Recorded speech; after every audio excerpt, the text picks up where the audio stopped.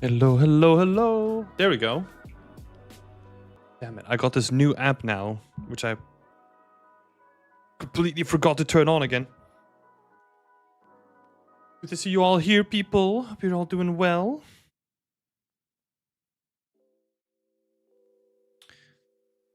See so many lovely faces here. Wait, so I can't close this because then my mic is gonna die. Okay. Have.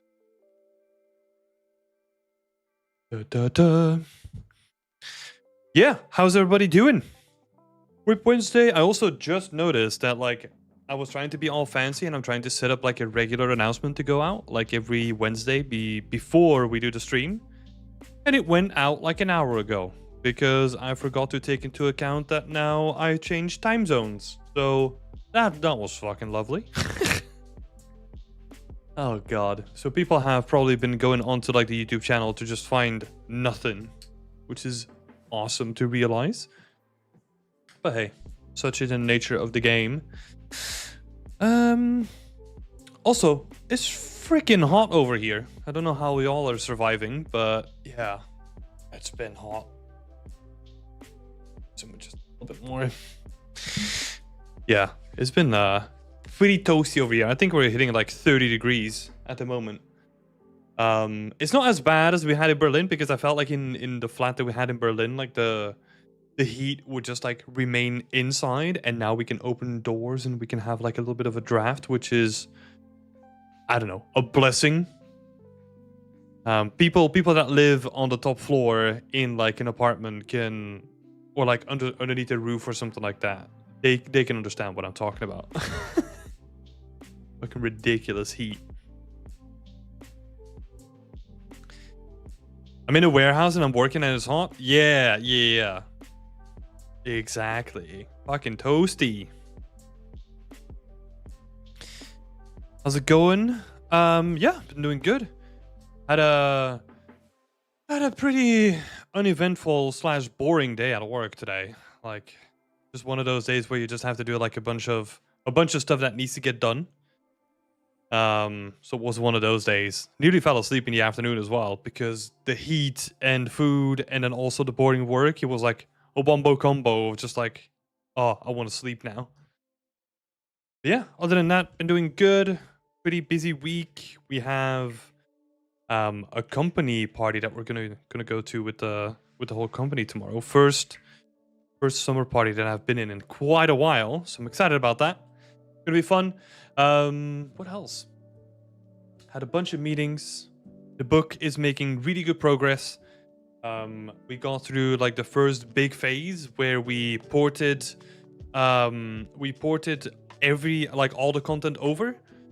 So that's cool to see. We have like a bunch of new designs set up, and now we can go into like actually the chunky work where it's just I have to read through all the pages, like I think 250 of them, and just spell check everything, make sure that every little bit of information is still correct, and just verifying everything, right? Double and triple checking everything. Also redoing a bunch of images too. So yeah, that's gonna be big work. We also had our first team challenge meeting last week. So that was interesting, laying down the groundwork for the next one that's coming up. It's gonna be end of the year somewhere, but we have some initial ideas for what we're planning to do next year as well. I'm excited about it. Yeah.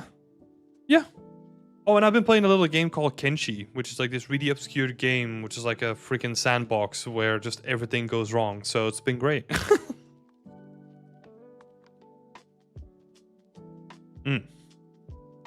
I ship flowers here in California. Oh, awesome. Awesome. Hey there, Stay Retro. Good to see you here. I'm up for the challenge. Would be my first one, but wanted to do one for so long. Yeah, sorry about the delay.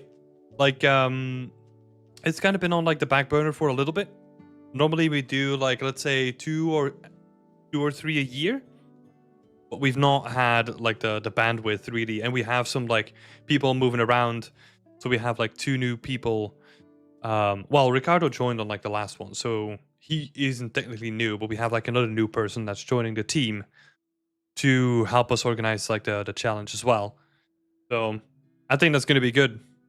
We're gonna hopefully make it like the best one yet. We got some cool themes that we wanted to give to you all. So yeah, I'm excited for the reveal.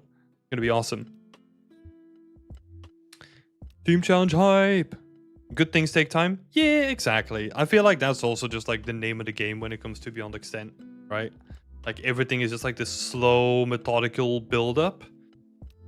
So it's not out the ordinary. But how is everyone else doing? Let's start there first.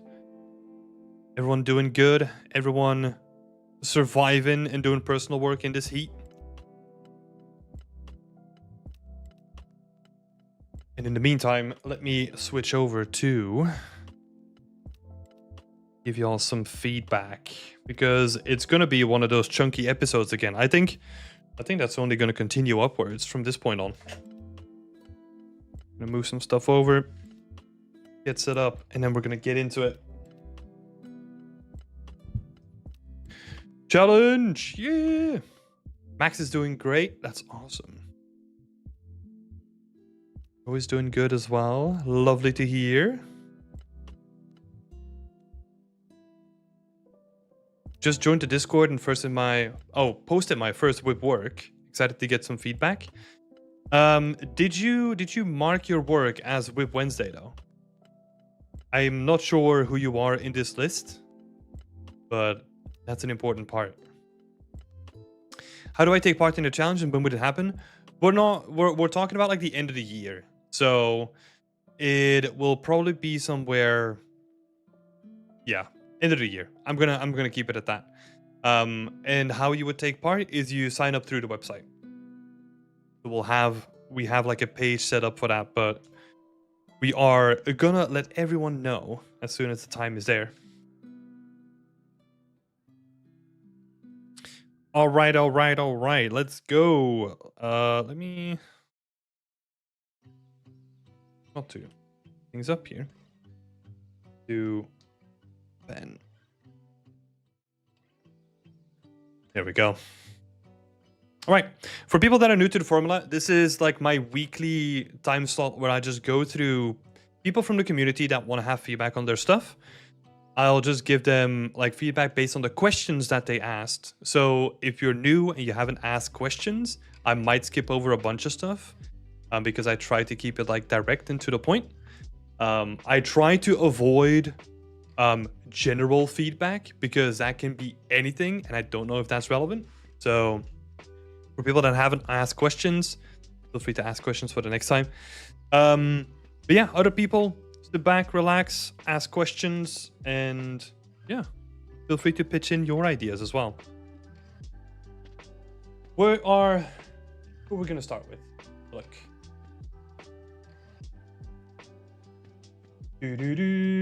Work in progress. I think I'm gonna start out with a couple of quick ones because I was kind of scanning through all of them and there's gonna be like a couple of quick ones. So for example, let's start with Maya this time around. Maya is getting into some rock sculpting. Started to learn ZBrush, I'm pretty new to it, so I was looking for advice for a beginner in rock sculpting. I like the shape of the rock and I blended some parts. Yeah, you can really feel, you can still feel that you just like bashed like a couple of rocks together, which is actually the thing that you should try to avoid, right? Like whenever something feels like really noticeable, that's something you have to like take away. So next time when you're like blending multiple cube-like shapes together, try to like really like stretch them out and give them like different shapes before you start merging them together. So you want to make them more unique before you start merging them.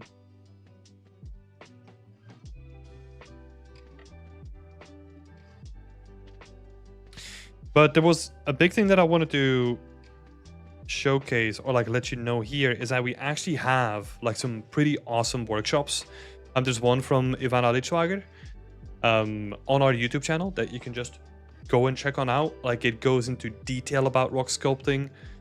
And honestly, if I'm going to be like brutally honest, like most of the stuff that I would be talking to you about here would just be like a direct repeat of what the points that she brings up. So go check that out on our YouTube channel.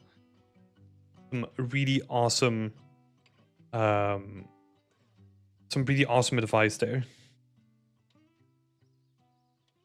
Yeah, so making them more unique before merging, because you can really tell that this is just like, that this is just like cube number 1, cube number 2, and cube number 3, right?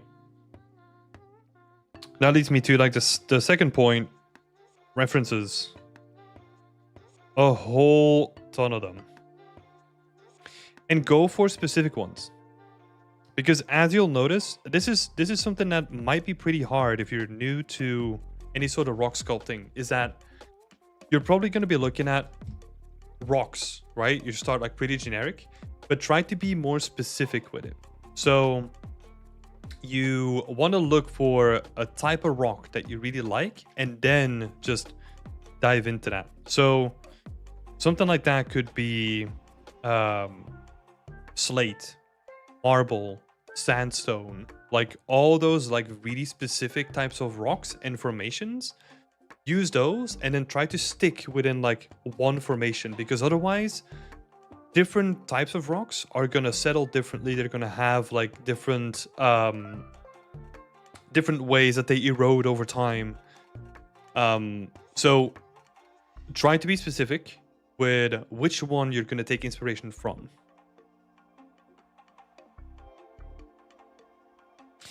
And that's all I wanted to bring up on this one. Yeah, so like I said, go check out our YouTube. I know it's kind of a cop-out, but like, honestly, it's been a while since I sculpted rocks myself, and why not get it from like a person who does that for a living, right?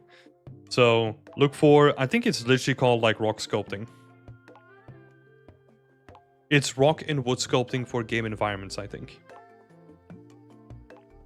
By Ivana.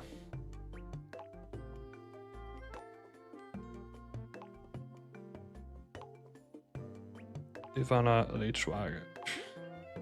Oh, sorry. Again, I'm like that little kid that continuously learns out of paper. I might have mispronounced her name, like misspelled, but I'm sure it's gonna pop up. So that's all the feedback for you, Maya. It's a good start though. Like the overall way of working, where you take like a bunch of shapes and you bash them together, is really nice. If you just make the shapes like more unique and then you start bashing them together, I think you're gonna have like really, really good results. So the whole workflow and the whole way that you're working is good. We just need to get like a little bit more accurate when it comes to what type of rock are we trying to create, right? Cool. Thanks for sharing your work. And yeah, I will add the overpaint in the community Discord as always. Let's see. We're gonna jump over to Darkon. I think that's gonna be another quick one as well, because Darkon didn't really have specific questions. Here's my weekly update. I changed the mood and the color into a more bluish tone. It's hard to capture the exact color from the screenshots I've gathered. Also managed to finish the hookah itself. It's now inside the environment. Yeah. So that's the thing. I would love if you could ask like a bunch of questions, right, next time, so that we can focus on the things that you want my help with. Because in these screenshots, what I'm still seeing is that the stuff that we talked about before, I want you to still focus on those, especially when it comes to the surface treatment of this screenshot right here. So you got the floor screenshot over here, like definitely needs like more love. Right, it still feels like pretty generic. I think you added like some stuff on the sides, but like it still feels like somewhat generic at this point, right? Like try to really think about like different types of damage as well. It could be cool to maybe have like a crack in there, like a slight crack or something like that.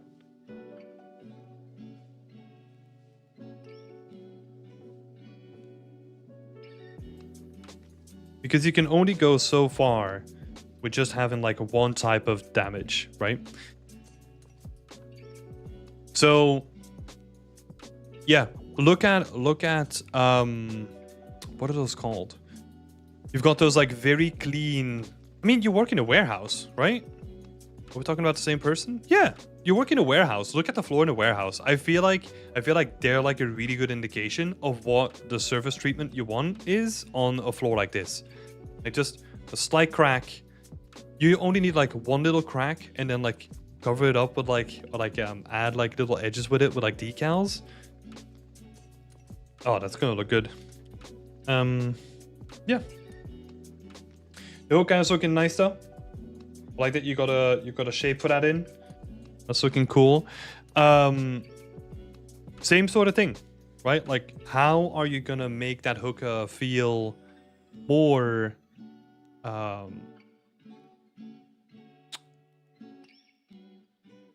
more unique in this environment, right?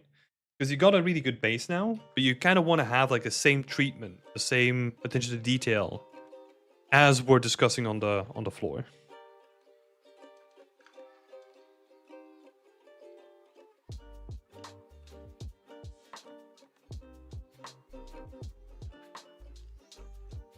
I used to work in a warehouse as well. even though it was like completely different. It was a warehouse that was attached to like a chemical plant. I used to do that as a student. So yeah. I wasn't an environment artist then yet, or I wasn't even like an aspiring one at that point. So I wasn't really paying too much attention to the floors. But yeah. There's a lot of really subtle detail in like all the surfaces.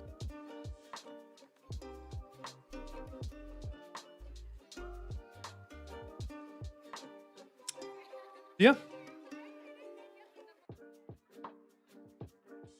It sucks working in a warehouse. Yeah, I actually really liked it though. But like I said, like I didn't work in like a traditional or stereotypical warehouse, right?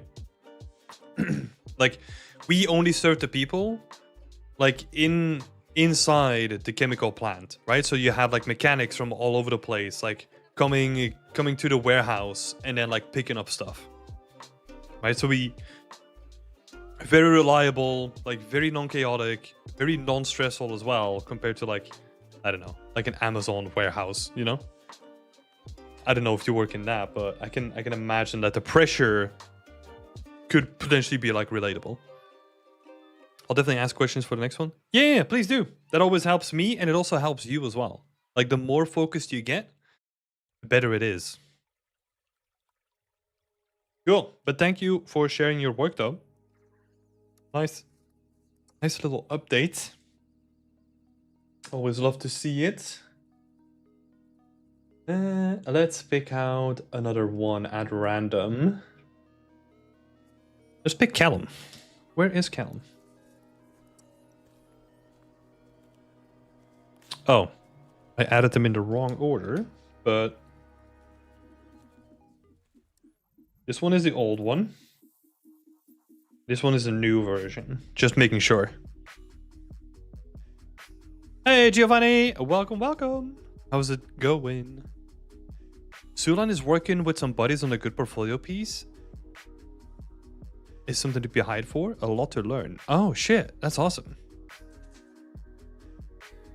Oh, wait. Are you doing... The thing that we're going to be discussing today, is that a project that you're doing with friends? Oh, no, wait. You're talking about the team challenges. Dang it. Still catching up. Yeah, no. Like, it's awesome. I think also because it is not with buddies technically, right? It is with random people, and you get to make connections that you otherwise would never have made. We've seen some really cool stuff, like some really cool connections coming out of like the team challenges, where people got to know each other through the team challenges, and then like stayed in touch, and then also eventually got jobs because of that connection. And like, so awesome. It's awesome to be able to facilitate that as well. Hey, Callum. Good to see you here. Thanks for joining. Let me get some context here. So, first of all, Little Nightmares piece. I've never played the game. I always love watching the trailers though. And it definitely has those vibes, you know? So I think you kind of hit the nail on the head when it comes to the source material. Right? So it's recognizable.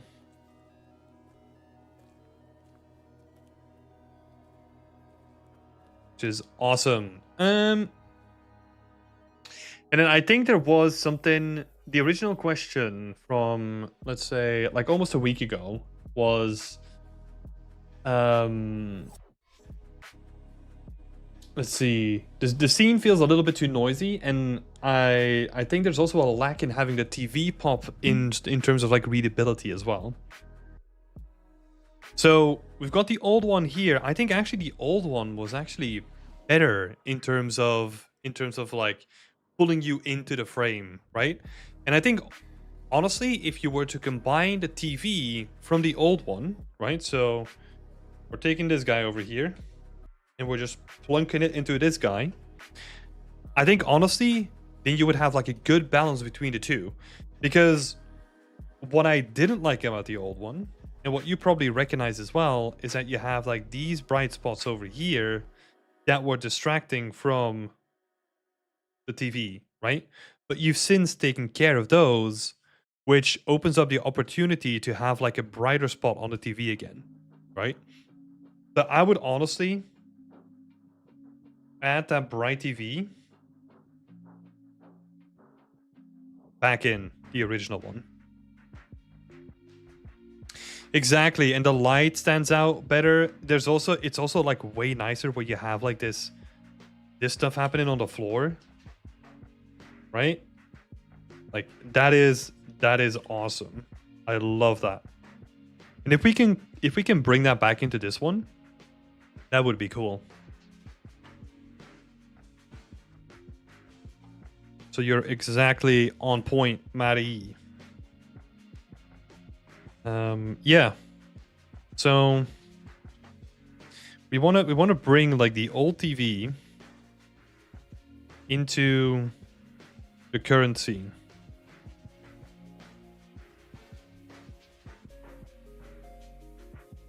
Kind of want to do. Can't really help myself, so let's see. Let's see.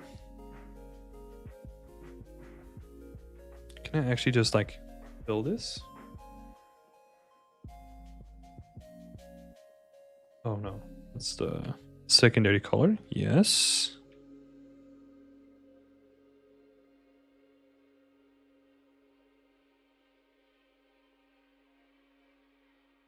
Right, we're gonna bring this bright boy back in. Not gonna be perfect, but hey, we'll take it.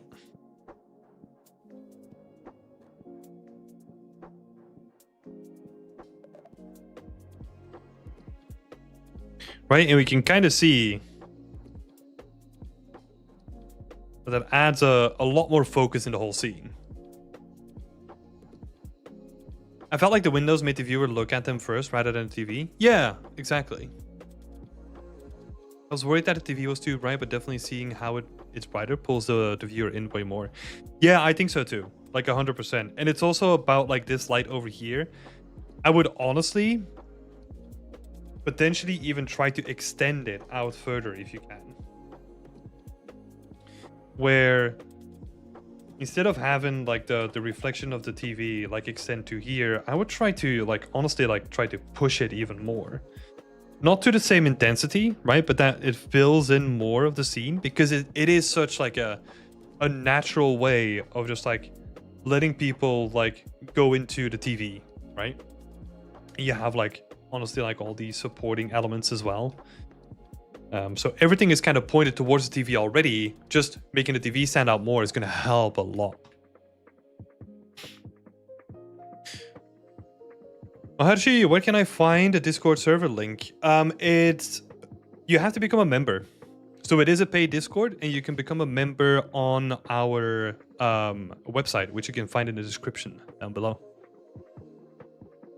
So yeah, I would add the bright TV back in. And then try to push that brightness way more.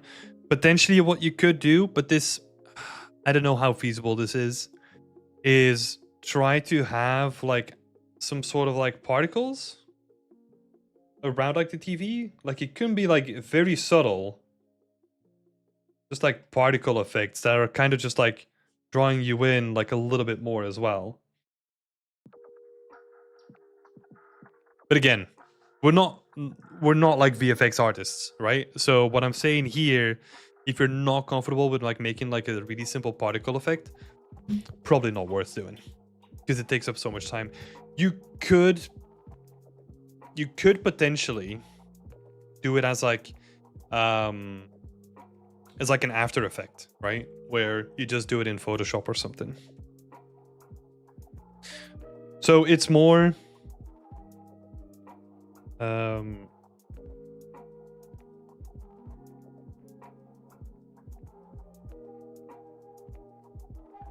emphasis on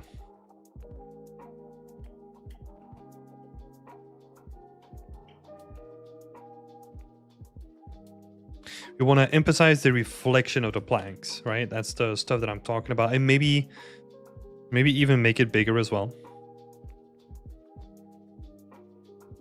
And then number 4 was particle effects. I'm going to add a question mark to this. Whenever I add a question mark to it, that's something that you have to figure out for yourself, right?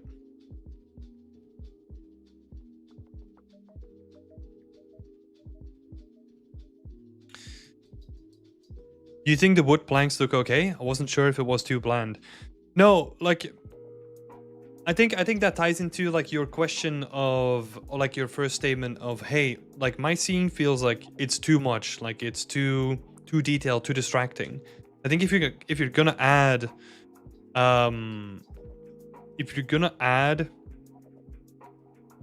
more detail onto the planks, right, it's gonna make the scene even more distracting than it currently is. I actually like that the floor is just like a little bit more subdued, but there's still like a little bit of detail, like this section here, right? But it's not overwhelming. It's nicely balanced.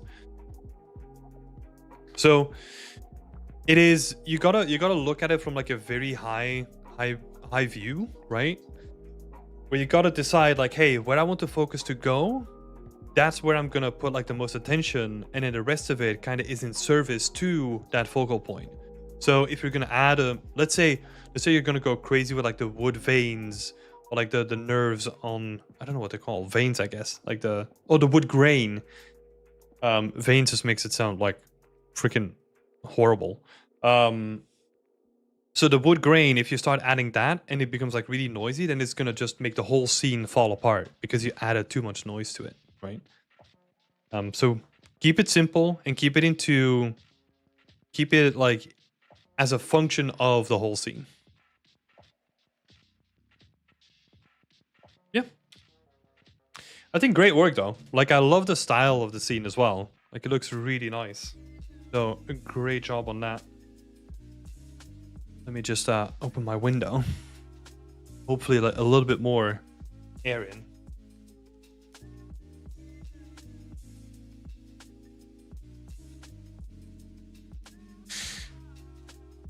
Because it's toasty. Even though I'm gonna blast myself with some lights now. I always forget you can add more to an image than it's just using Photoshop. Yeah, but it comes with a caveat though. Like usually I would not recommend you to use Photoshop because then it's not like a real-time effect anymore, right? If let's say, for example, in this situation, you're like, hey, I just really can't be bothered to like, or I don't know what I'm doing with particle effects. Just try something, right? Like a little bit of a paint over. If it's like subtle effects like that, or if you're doing like small color corrections, you can get away with it. But you obviously don't want to paint like, I don't know, a large part of it, because then it's not real time anymore.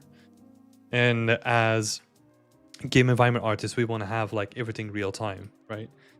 So it's not a recommendation that I would give to everyone, but in this one, it might make sense because it is a small effect that we're after.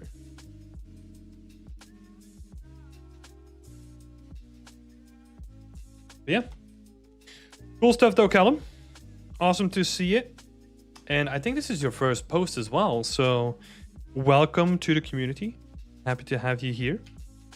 And yeah, looking forward to seeing more updates on this one. It's going to be awesome. Cool. Jumping around. Let's go to Plex. Because I kind of want to do the same sort of treatment that we did here. Because Plex made like a collection of 4 different images, right? Like we talked about that last time. Hold up. So let me do a full comparison of everything. So you got this one as the main one, right? This is the main working image. And we kept on talking about like how the light needs to be focused above the little, what you call it? The little office booth that is like now lit up, right? Because there's a disconnect between like the physical lights. They're like quite even compared to like where the light is actually shining, right? So it kind of looks like this scene should be like evenly lit, even though like it doesn't really feel like it, So that's why I have this guy here. And I hope, have a look.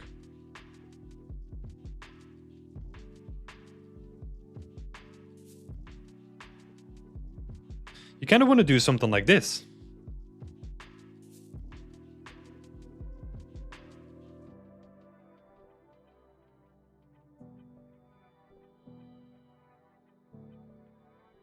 Right, so imagine that. Like most of the stuff here, apart from these guys, they are just turned down to like 50%. Right, so let's imagine that they're like dimmed down. And then you've got these guys over here. They're still at 100%.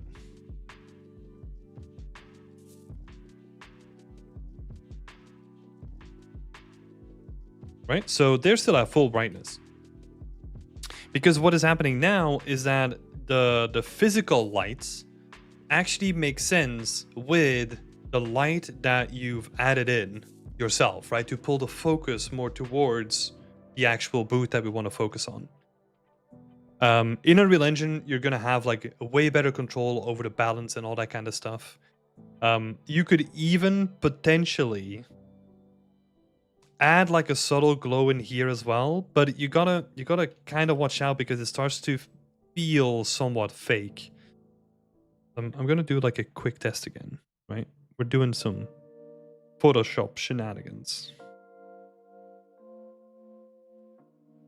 But with this kind of stuff, like, I like what you did, right? Like, what you did was like, hey, I have ideas. I'm gonna go like all the way. But what you usually have to do at that point then is decide like, okay, this is too much. How can I combine some of the things that I really like from like each image and like combine them in the way where it kind of makes sense? So that's what I'm trying to do here, right? So we could then try and figure out like, okay, what is the balance of that like blue greenish light that we want to introduce in the whole scene?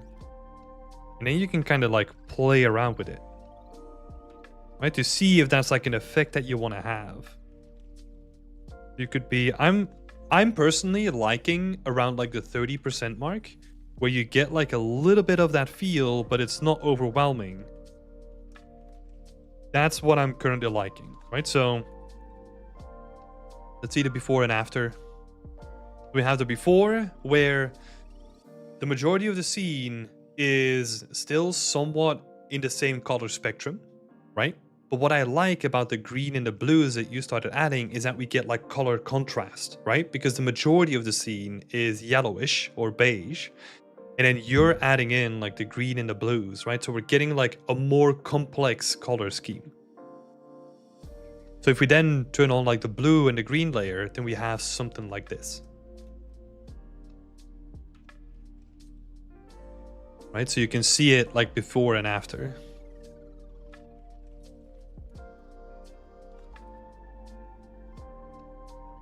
Yeah.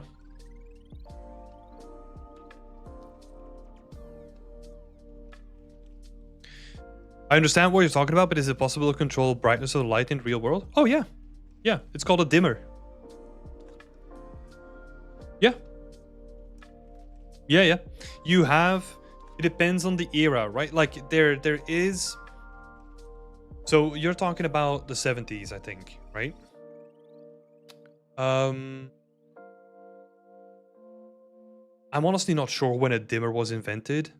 I know of some like really old lights that had like parts that you could dim. I don't know if you could like separately control the thing, but also it doesn't really matter, right? I like that you're going for like a sort of like realism and trying to like ground it in that way. But there are always going to be interesting points where you're going to have to potentially deviate from what reality would do if it makes more sense artistically, right? Because, for example, we could keep like the whole grid just lit up at the same intensity, but if it doesn't look good, then why do we do it, right? So this is where the balance of like, hey, we're still making games, so there's going to be like some creative input that we need to do, but also we want to ground it as much as we can, and then you're going to have to like decide where that balance is for you, right? So I made like a quick mock-up here. That is like the way that I would do it myself. But that does not mean that that is your reality, right? McFal coming in says that the dimmer switch was invented in 59. Hell yeah. There you go. You got your excuse. Joe's coming in with the same thing. Oh, we got some contradictions in here. Sulan is saying that it's 61. I feel like this is honestly like the beginning of like an internet rabbit hole, right? Where there have been like thousands of people just trying to battle it out to figure out like when like a dimmer was invented. I feel that's like a YouTube like video rabbit hole that we just stumbled upon. Yeah. Let's make some notes though. So again, I really like what you're doing, right? So you gave me like a lot of good stuff to work with. So number one was let's call them local region dimming, right?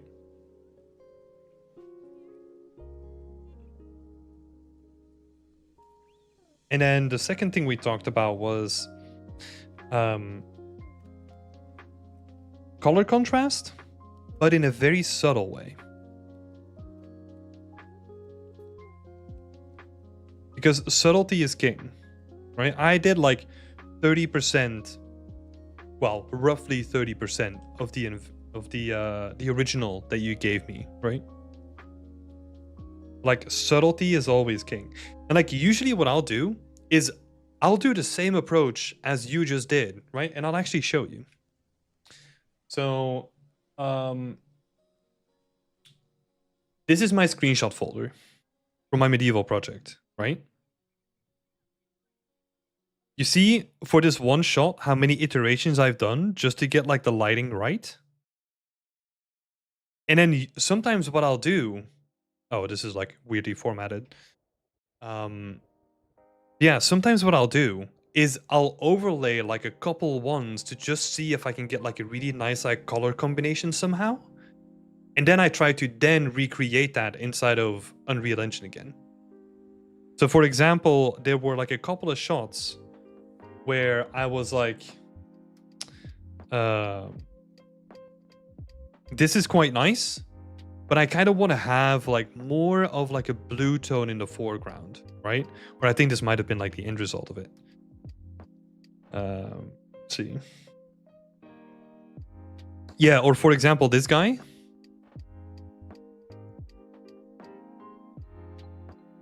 This guy compared to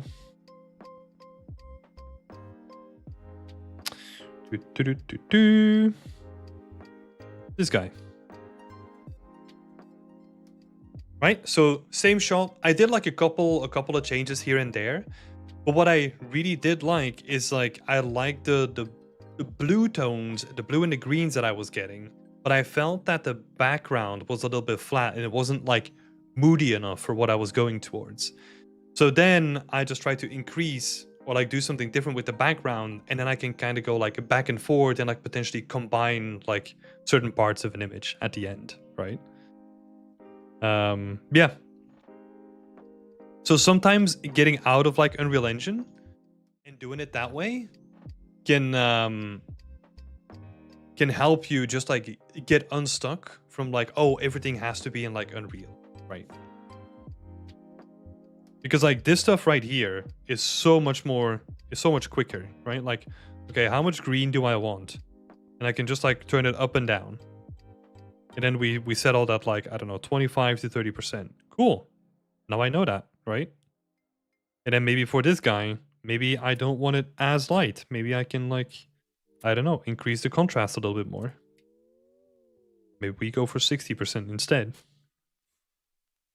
But it gives you the option to like play around with things, right? And then once you know like, hey, I like the balance of this stuff, now I've made my own concept that I can then replicate inside of Unreal.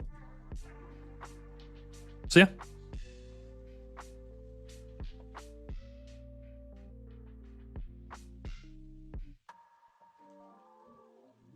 Take things outside of Unreal.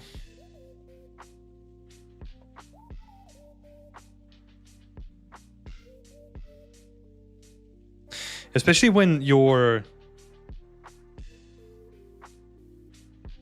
just doing like I don't know, you're trying to figure stuff out, or you're doing like color correction or post-processing, like taking it outside of Unreal and doing just like a bunch of quick iterations is so much easier.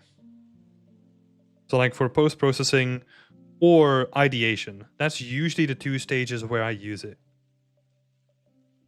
Like if I feel like I'm stuck and I don't know what to do, I'll usually just like completely do something drastic and just like change it up. Color correcting in DaVinci is so good, and you can always export that as a color LUT to use in Unreal if you wanted to go that route. I've never actually done that in like DaVinci Resolve, even though like I have DaVinci. I used to do it in Photoshop. Same process, right? Yeah. That's cool though. I should give that a try at some point.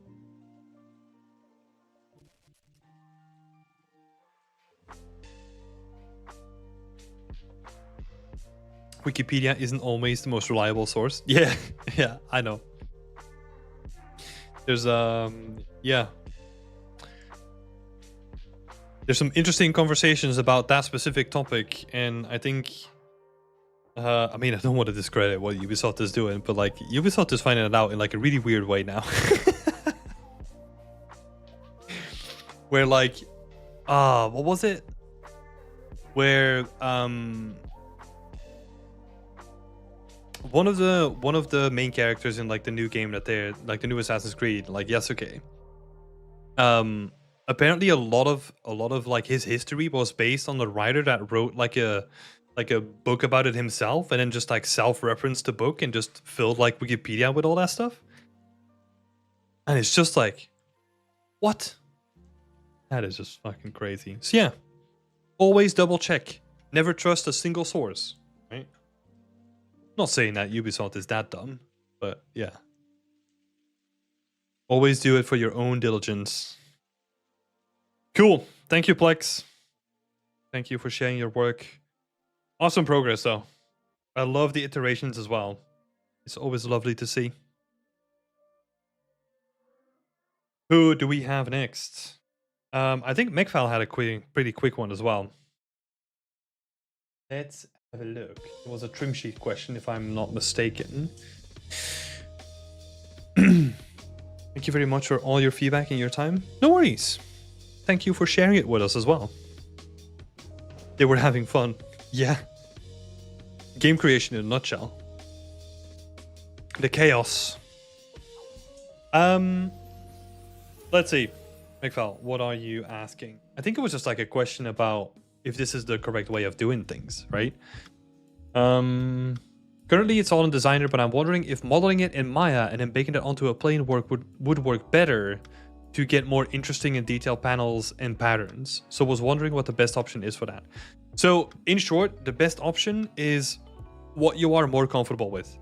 There's people that work only in Designer, and there's people that work only in whatever program you use for modeling, right? Myself, I'm pretty good at Designer, but I feel like I'm way quicker just modeling a bunch of stuff inside of Blender and just like baking it down onto a plane. Like for me, that iteration process is like way quicker. Because also like with Substance Designer, like your graph just gets like exponentially more complicated, where like it's way easier in Blender to just like isolate a shape, right? You could technically do the same thing in Substance as well, but again, it just depends on like how experienced you are or how quick you are with a certain program. Let's see. Otherwise, I was also wondering if I'm missing something on the trim currently. I have some space open. This is, again, I'm going to reflect that back onto you, right? And this is something that I brought up with other people making trim sheets. I cannot tell you what you're missing in your trim sheet, because a trim sheet is always based on what you're gonna need in your environment, right? So on that front, I can't really say what you're missing or not. You just have to test it and then see what comes out of that testing. That's the way to like use a trim, honestly. Because you might be at a point where you use like a certain part and you're like, oh, I'm not really using this at all. Like, why the hell did I make it? So yeah, the quickest way, so the best way to work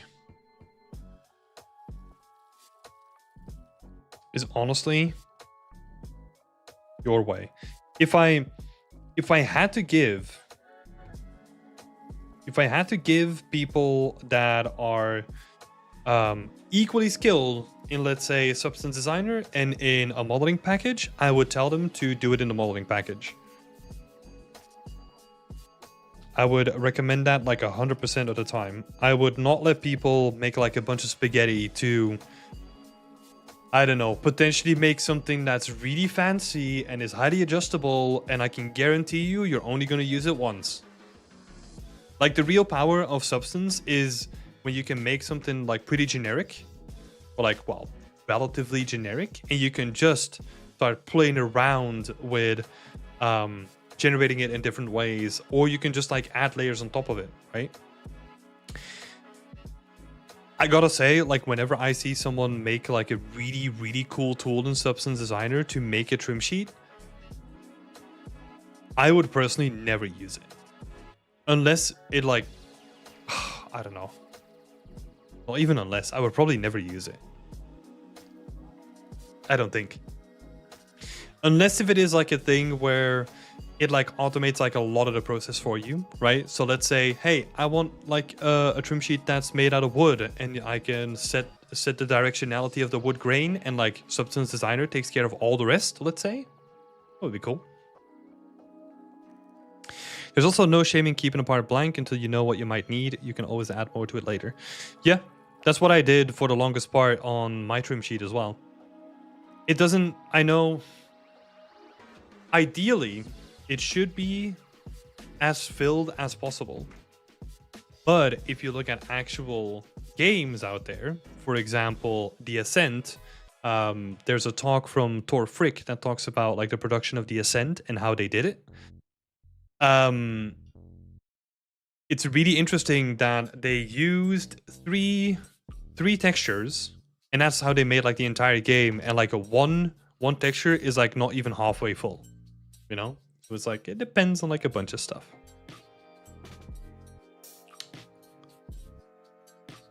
Your options are limited if it's all on designer. If you bake it first, you have the options to reuse that for other things in your asset pack. Not necessarily.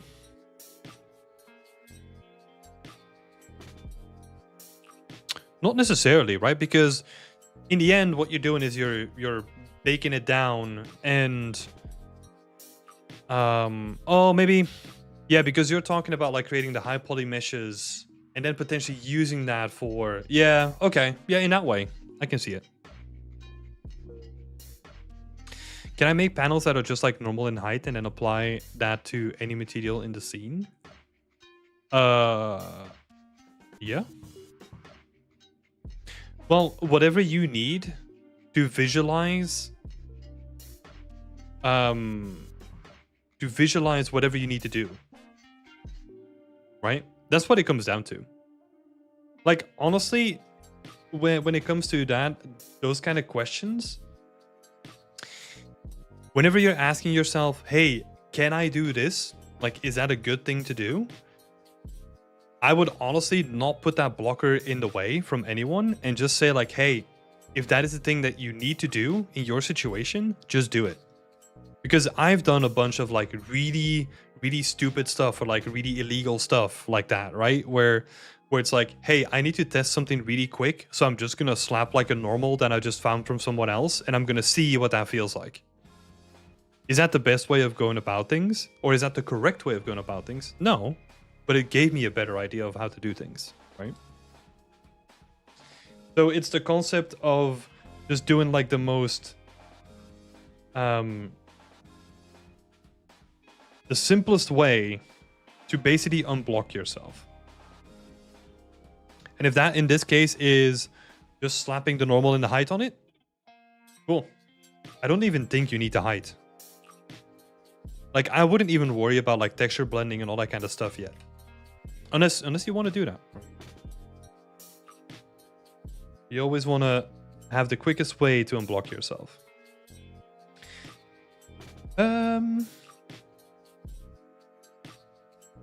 Let's see. Yeah. The other thing that we talked about is test. Test, and then do another test. That's the best way to make a trim sheet. Start really simple, test it. Add stuff to it, test it again. Add stuff to it, test it again. Play around with it a lot. Yeah, best of luck, McVal. Best of luck.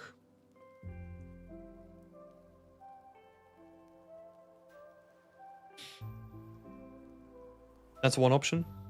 You mean that I can use the model version in the scene instead of just the texture? Yeah, that is true. I mean, there's so many ways around it too, right? Because then I could also tell you that if you just, let's say I'm making like a trim sheet inside of Substance Designer, right? Nothing is stopping you from using the height map and then making models out of that height map. So there's so many ways that you could kind of do things, right? Let's say you just have like a wooden plank. I can then just use the height map to like actually model details back out onto like one side of a beam, use that 4 times, and now I have a beam, right? So many options. Game dev is beautifully confusing sometimes.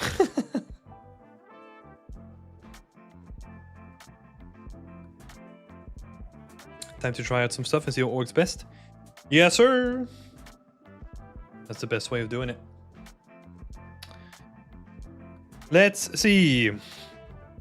I think because we're kind of on that conversation, right? Let's head on over to Sulan's work, because I think we're gonna hit like the same sort of notes here. Let me have a look. I've been working on the textures, but I'm having a kind of a hard time deciding on how to do everything. I want to do stylized textures from first to last have been my attempts this week. Oh, okay, the sequence of the images, right? One is oilier, and even though I love how painterly it is, I think it's hard to read, and there's just way too much noise. The second is more managed. Oh, sorry, I kind of have them like the opposite way, right? So this is one. No. I have them completely wrong. This is number 1. This is number 2. This is number 3.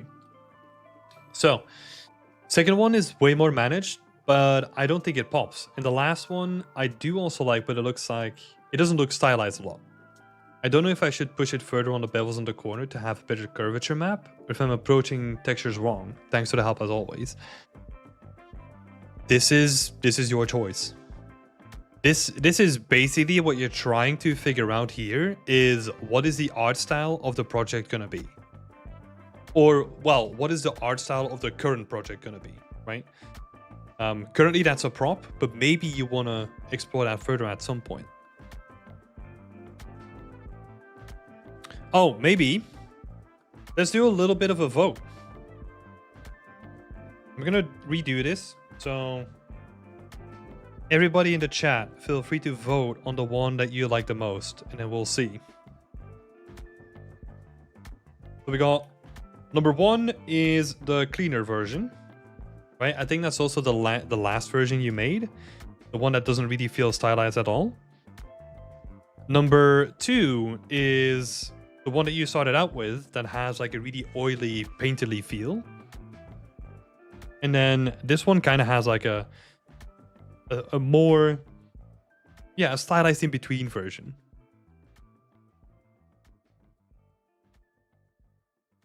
Come on, everyone, take your pick. Also, hello, Tobias. Good to see you. Only numbers are allowed, though.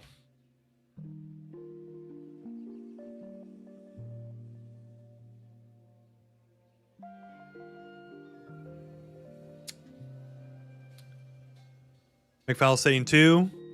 CPU saying 3. Oh. don't tell me that we're gonna end up with a tie. Okay, number 2 is winning. Oh, number 2 takes her lead.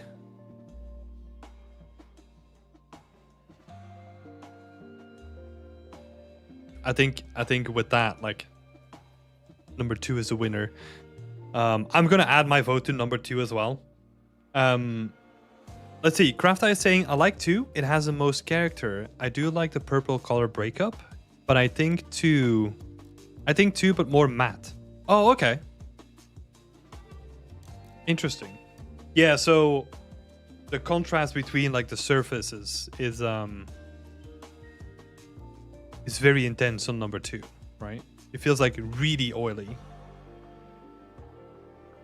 3 for me. I want to be kind of pushing it towards like an Airship Syndicate kind of style. I'm checking Jasmine Habazai's workshop. I think it may help me too. Yeah, definitely. I would say though, like if you want to make it interesting, right? Like this one, in terms of just like the contrast and the way that the textures are applied, like is the most interesting currently. Let's see, we got a bunch of 3s coming in, so let me see.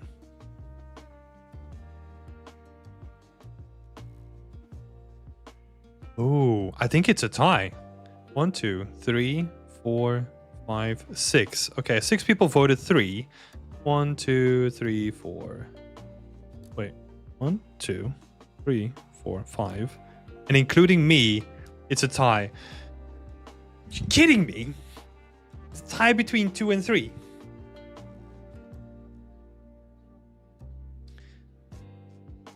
I'm not sure the modeling style matches the texturing style on 2 for me. I actually don't mind it that much. I kind of like the combination.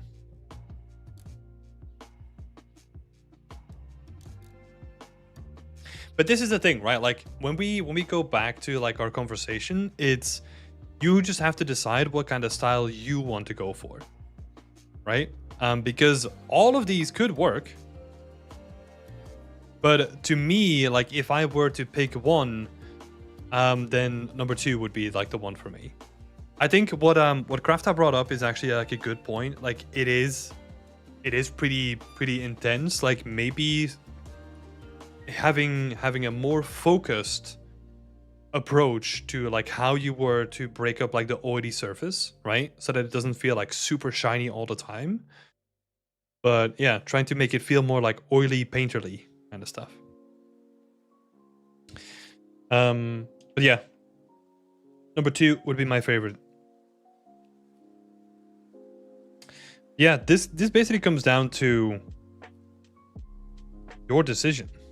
You just have to decide like what like appeals most to you, right? Because I like that you're trying to push it towards. Oh my god, Bulborb coming in at the last second. The oil look looks like that because I painted the normals. Yeah, I had the feeling that something was going on there. But it's cool, right? Like it's experimental, it's artistic, so it's really interesting. You're trying to push it more towards like an Airship Syndicate style though. Like if that is your goal, look at how they do things and try to replicate it. If that is not like 100% your goal, go with the one that you like the most and like double down on your own choice when it comes to art style, right? Yeah.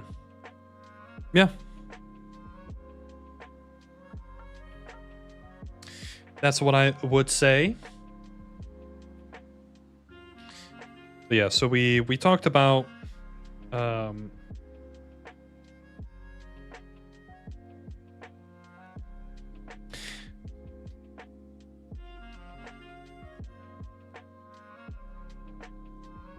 I want to see more deliberate contrast. Because now it just feels like a bit all over the place, right? Even though that edge is like nicely highlighted, you got to be a little bit more deliberate with the approach on like how to paint your normals in this case, right? That is not something that you're gonna encounter like frequently on like actual projects that you're gonna do. I would say chances is like 1%, if I'm honest. But it does show that you're not afraid to think outside of the box and to take creative risks, which has a lot of value on its own. So, yeah, I like it. Because in the end, we still need to put the artist in environment artist, right? So,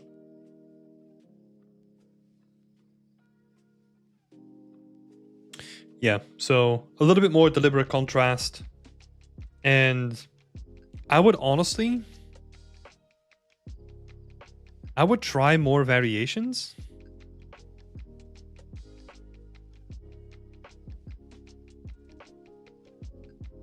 But variations that are close to number 2. Right? So now we kind of went with like broad strokes, and we have like 3 like really different ones. And now like maybe try to merge some of those techniques that you use in number 3 and like add them to number 2 and see what kind of like that gives, right?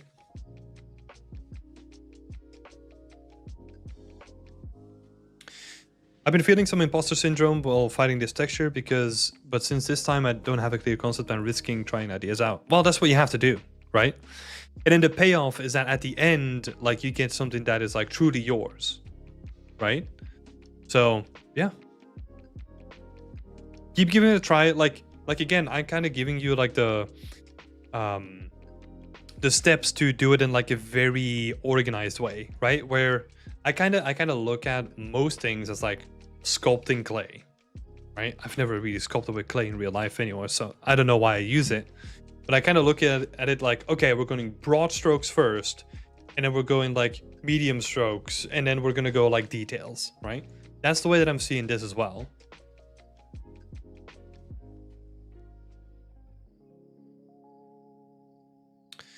Really, hand painting might give me a headache, but that's interesting though, because if you only need to do that on the things that are like the most important on the scene, and then you can figure out like procedural ways of doing it on the things that are like less important, right? Because let's say if this is like a laboratory and we're looking at like a research bench, this is gonna be like full focus, but like the folders that are on the right, like scattered across the desk, are not gonna need the same treatment when it comes to the attention to detail. So you could honestly just try to replicate what you did, but then with like procedural noises. I think you're gonna find some cool stuff that's gonna happen there. So yeah, best of luck with that, Sulan. Maybe small details could go with hand paint. Yeah. That's the thing. Like at this point, you don't know, which is totally fine, right? It's something that you need to become like a little bit more comfortable with. It's like, hey, at this point, I don't know, but I do know that I want to go for like this kind of style. I have procedural noises. So you kind of have like a base that you can work upon. And now it's just more about like refining that, right? So you got this. You'll figure it out. And we'll be here to help you along that way. Yeah. Thank you for posting your work. This is really cool looking. I like the look of this. Awesome stuff. God damn. Fucking Twitch. Cheap viewers. Wow, amazing. Thanks, Twitch spam bot number, I don't know, 1563. Anyway, who are we on to next? Kind of been all over the place today. I'll go ham with it. Thanks a million for the feedback. Help me clear the huge fog that I had in my head. Yeah, that's awesome. Let's see. Let's go with Anton then, since we had him open anyway. Anton is working on a pub house. A couple of questions for feedback. First of all, thank you so much for asking questions in like a list form. That always helps me out. I made a first look at the house. I think that the right screenshot, which is like this one, the bottom one, we have 1, 2. So he's talking about number 2 at the moment. Is more interesting, and I need to work on them in my next steps. What do you think about that? I think you're right. And I think the reason why is because, well, first of all, it's kind of cheating a little bit, right? Because the background is more filled up. So it feels more like an actual place rather than just like a map. But also just because the camera feels like we're actually like a person rather than like a being like floating, I don't know, like 4 meters up in the air, right? So the camera feels more grounded. And that's, I think, that always has to do with like how approachable and how livable something feels.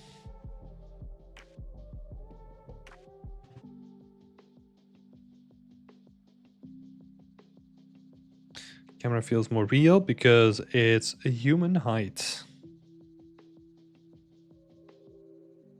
Oh my god, these notes. I'm turning into like a doctor, guys. In doctor writing over here. Yeah, but I agree. I think that's cool. I think the trees here currently are very forced. So I like that you tried to add foreground elements. I think that's good, right? So the foreground elements I would definitely keep. What I would look for is try to make them more organic. Or less forced, I guess. Probably a better way of saying it. Because now it really just feels like, oh, these 2 like tree trunks have been placed here like very deliberately to like focus me on this building. But it can literally be, I don't know, you could have like a little tree trunk here with like so that tree could still stay, right? But then maybe on this side we're not using a tree trunk anymore, but we're just using like a bush or something like that, right? To kind of use like something different. Also, you have to watch out with the distance that you have here. But for that, I actually have like a different recommendation and go a little bit more wider with your camera. Because that's also going to solve a bunch of stuff where now everything feels like really tight and claustrophobic. If we're going to pick like a wider camera angle, that's going to give us more space on the edges, and it's going to open up like a whole bunch of space, and it's going to remove the issue here. So common camera, aspect ratio, 21:9. It's a good one to work with. Cinematic aspect ratio. It's going to give you more room. Hello, Costas. Good to see you here, buddy. I think we're going to run into each other like a lot more now.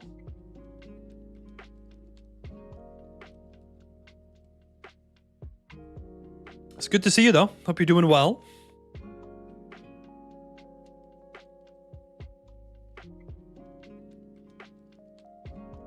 Yeah, how is the new job? That is a great question.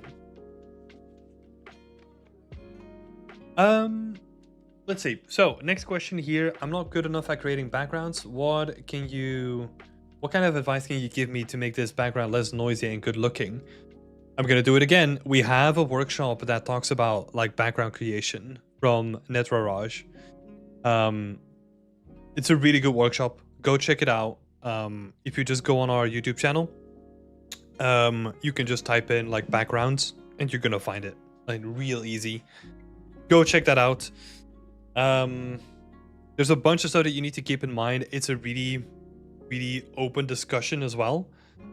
But if you want to make it less noisy looking, I think most of the noise currently comes from just the amount of foliage that you're using. So you need to find a way to break up the foliage.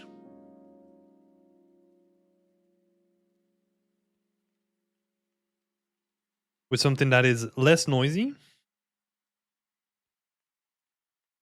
Or find something that covers up that noise. What we use a lot is that we have fog sheets that kind of like separate the foreground and the midground from the background, right? That is like a very common tactic to reduce the amount of noise that like a very foliage heavy background can have. That could be something to look into. Like I'm saying, go check out that workshop. I think that's going to be great to help you out on this stuff. I'm also interested in your overall advices and minds about this work now.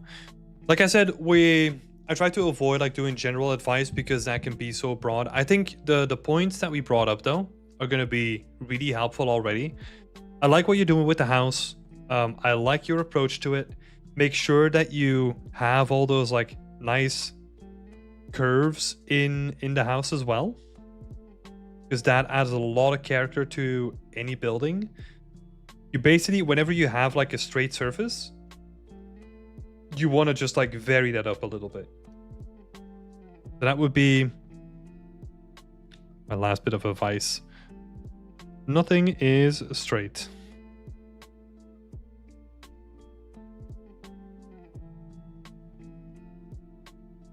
Okay. That would be the biggest thing of advice that I can give for this. You can always add some cheeky fog cards in the back. Yeah, exactly. Exactly.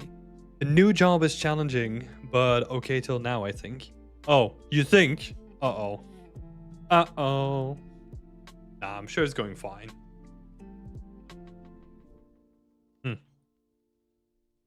Didn't even realize that I'm just like scribbling behind the chat again. I should fix that in the layout, actually. But yeah. Thank you so much for sharing your work, Anton. This is going to be nice. I like your approach already. I think solid starting point. So yeah, looking forward to seeing more of it.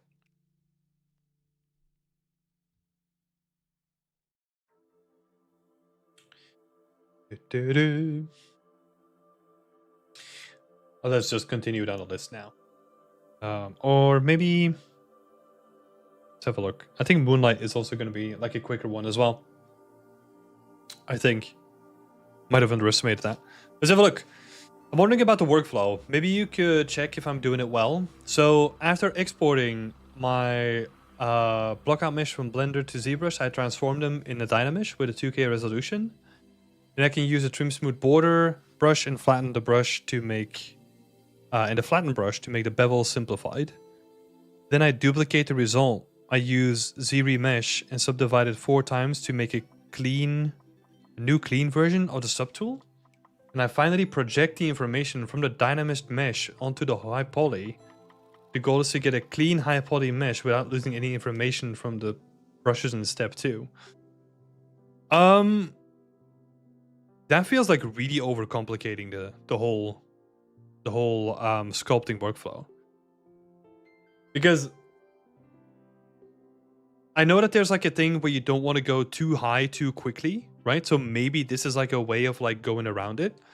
But I honestly think that like the whole like reprojecting your information and all that kind of stuff, it always felt like just a big waste of time. Where I could just like go up a subdivision and then just like sculpt like more details. Big caveat here though, it's been ages since I sculpted anything myself, so keep that in mind. Please keep that in mind. But the way that I would do it, or the way that I've always done it, is I would just subdivide, subdiv, you know, like step number 1, I would subdivide, then I would do big sculpting pass, right? And then I would just like subdivide again. subdivide again, and then do like medium details. You could technically, because there's two ways that you can control like how detailed you want to go, right? This is like a very beginner friendly way of doing it, because you're literally blocked by the program because you don't have enough geometry to work with, right? So it's like a very beginner friendly way of working. Another way that you could potentially do it is basically doing it the way that you have been avoiding it, is subdivide where you have enough geo to do everything you want to sculpt, and then focus on working from big to medium to small. But you gotta be very careful that you do like these stages, because what usually happens and why people tell you not to like subdiv like in the beginning like a lot is, well, it's going to be like more taxing on your PC, right? So there's definitely like a performance impact, but also because it why people tell you not to do it is because it doesn't allow you to go from starting to like here immediately, right? So you just have to be conscious about like, hey, I'm just gonna do like the big bevels first, focus on the big stuff first, not get carried away by any small stuff, and just do like medium things like after it, right? And then you break it down to like the smaller stuff. Honestly, when it comes to smaller stuff, I would do this in Substance. I would only focus on like the big and the medium shapes, and then all the other stuff I just do in like a texturing program.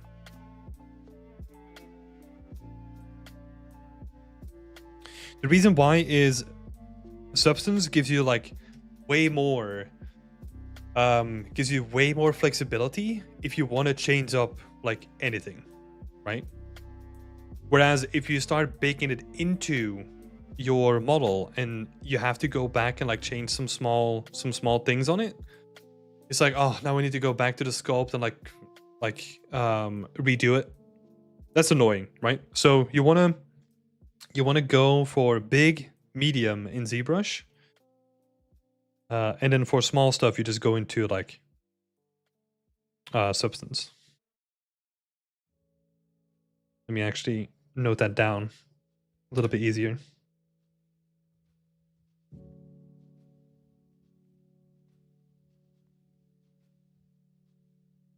So you want to go from big to medium to small. This is done in ZBrush.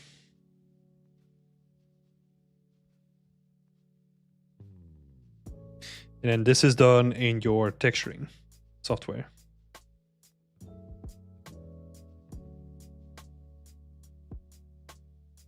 The concept art I have is not very detailed. That's just going to save you like a bunch of time, right? So if you don't need to do like any of the small stuff, that's going to just save you time. Cool. Yeah, I hope that helps. Let's see, was there anything else? Consistency about the width of the bevels, for example. I'm trying not to change the size of the brush. I would honestly not worry about it too much. Like, I get that you try to, as like a base layer, keeping the bevels somewhat consistent, like that can help you for material readability, right? If you want something to feel like wood, and let's say you have like a trinket that has like stone and wood, you probably want to have like a difference in bevels between the two materials, because otherwise they start blending together too much, right? That's what I would be worried about. But just if it's like a single material, it doesn't matter too much, right? If you just change up the bevel a little bit. Like, I think it honestly adds to the character of the whole thing, where nothing is perfect, like, especially if you imagine this to be like really handcrafted. yeah, the craftsman behind it is not going to have like precision tools to make everything equal, right? Yeah. So my 2 cents. I hope that was helpful, inspiring about the workflow. Yeah, I think just with those couple of tips, I'm going to save you like a bunch of time, and a bunch of frustration as well. So I hope that's going to help. Cool prop though. I like the look of it. It's looking really nice. And thank you for sharing your work. It's gonna be so cool seeing it come together with like the rest of the environment. Thank you. No worries. Happy to help. Ama, let's have a look.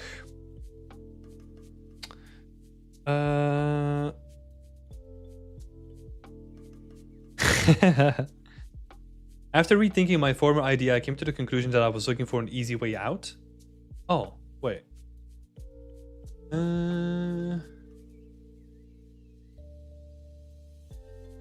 With my setting, I left the reason for why the power plant was abandoned a bit unclear. A chemical accident or people trying to cover it up. But I now figured out a way to expand a bit visually on that and solve my main problem. Okay.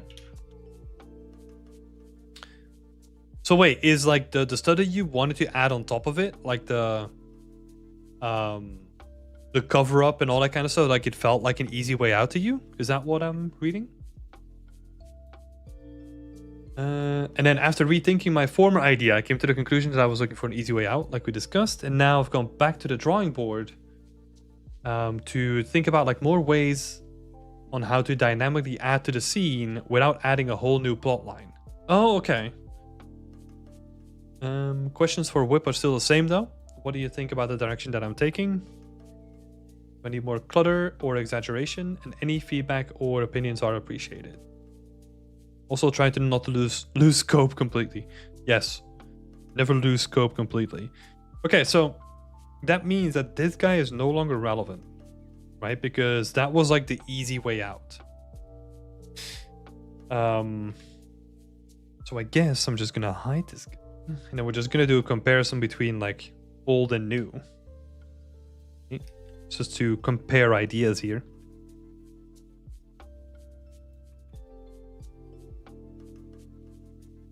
So what are we adding?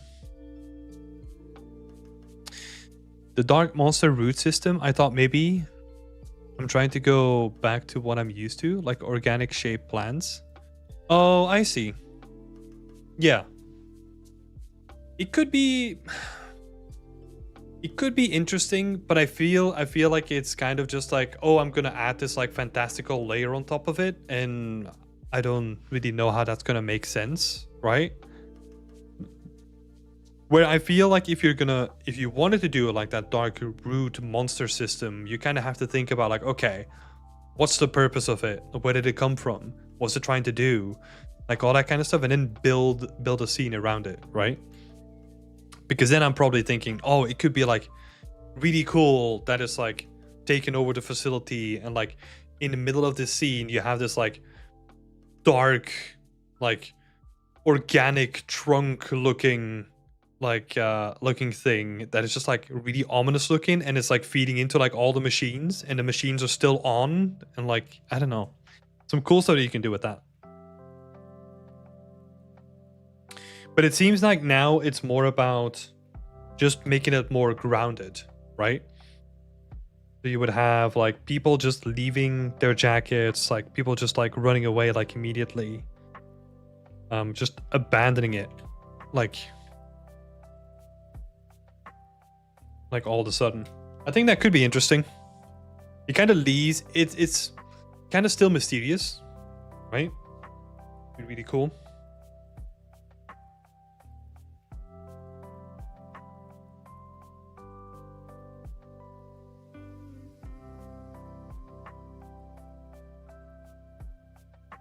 Like a sudden thing that happened.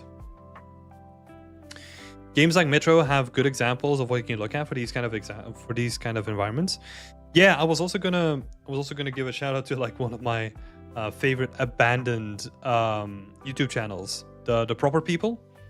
They have a couple of videos that specifically are like control rooms that you can look at, and they are abandoned, right? So that's like 100% what you need for something like this.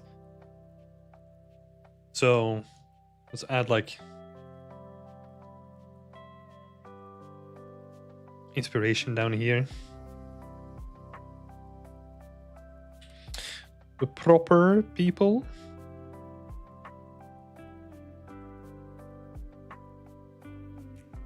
Metro is also a good one. Well, let's see. What do you think about the direction that I'm taking?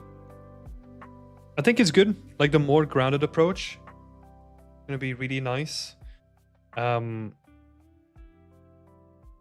Yeah, honestly, I think that's gonna be like really nice to just see, like, you can kind of leave it somewhat ominous and just be like, hey, look, like it seems like people really left in a rush, and like this is like almost the immediate aftermath, right? Or like, I don't know, a week later or something like that. Some really cool stuff in there. You could look at documentaries from like Chernobyl, 3 Mile Island, Fukushima. It's like a bunch of them. Yeah, I think honestly the direction is really good. What is really distracting for me at the moment though is the floor. I don't know. It's not something that you asked for, right? But the floor is just like taking up a lot of my attention.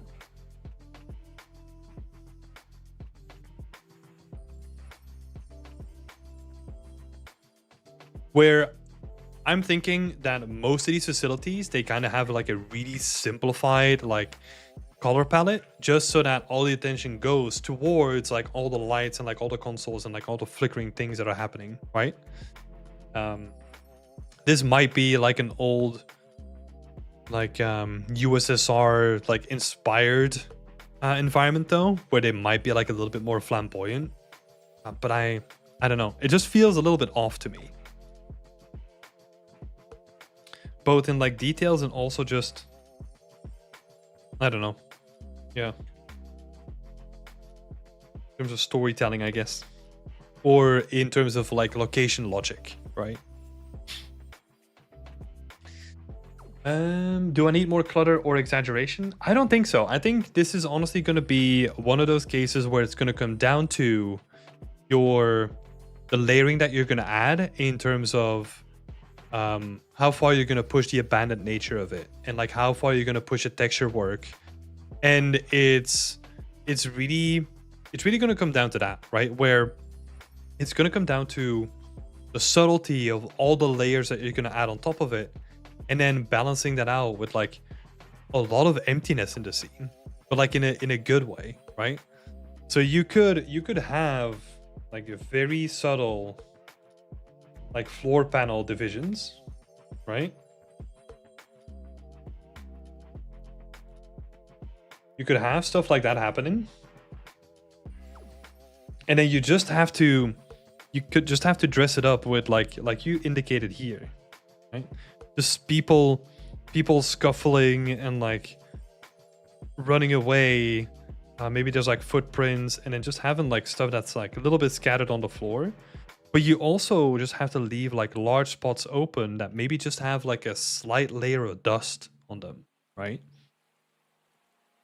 Just having like slight variations, so that the beauty of this environment, in my opinion, is going to be where you're going to pick like those micro stories to play out, right? Where you see like people kind of like scattering, and they kind of left things. So one of these chairs could be like fallen down, a person's jacket is still there. Like those are like indications of like, oh shit, they had to rush and like run the hell out, right? But that also means that you have to be somewhat bold and just leave like a bunch of sections open as well. And just be fine with that too. Joe is saying the same thing, like the dust layer on top of the floor could help dull down contrasting colors. Yeah, I would still say like simplifying the floor where it's not just like red and like details. That's probably the way that I would go. I would keep this like really mundane, and then figure out like a couple of sections where you can add like colors, right? For example, here, having like diagrams in like bright, or like not bright colors, but like in different colors, could be like a really interesting way of just like having a couple of spots that have like a bit more color compared to the rest of it. Not used to working without foliage. I know it's something that is out of your comfort zone, right? The good thing about it is that, let's say you wanted to push it more at a certain point, like just adding moss and like a little bit of foliage is not going to be that big of a deal, right? It's not going to be that difficult. But yeah, I would say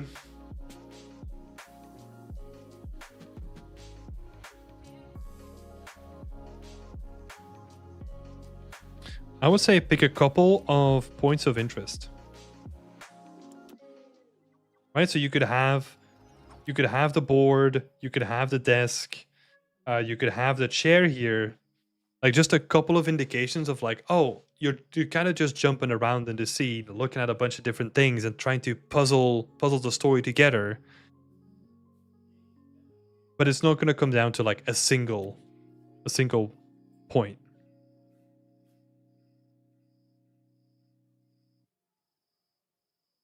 Yeah, it's always the same thing, right? Like the balance between details and areas of rest, that's where a lot of the interplay happens. Let's see. So yeah. I think the areas that you laid out though are really good. You can like really play with like the clutter and just add like a bunch of clutter on top of here to really emphasize like the chaos of it all.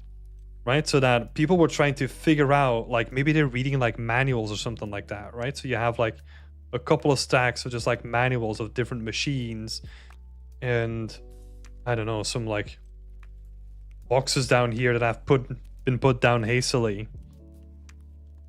And maybe you can kind of hint at stuff with those like tiny elements, right? Where it can be, this can be a box of like training manuals.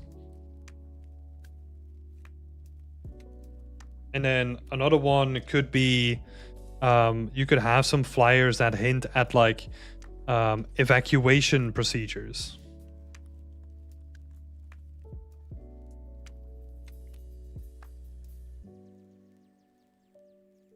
And this stuff is going to be like really interesting as well. You could just, again, just have like a box on here, like a couple of folders. Yeah. Just have like these random things just like scattered on the floor. You can really have like a bunch of interesting stuff in here though. It's going to be great.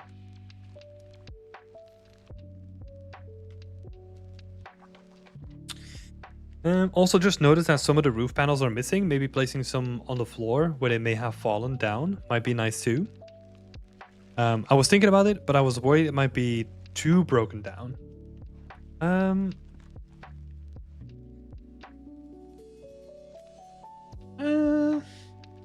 Yeah, that depends on where you want to go, right? Like maybe just having like a panel fallen down like somewhere in the back, right? Where it's not like in the middle of the floor, but like maybe there's like, I don't know, a ceiling panel down here. Or like, I don't know, one in the corner or something like that. You can play with it too. Security check sheets. Oh my god, that's a tongue twister. Yeah. Yeah, you can do like a whole bunch of cool stuff with these desks.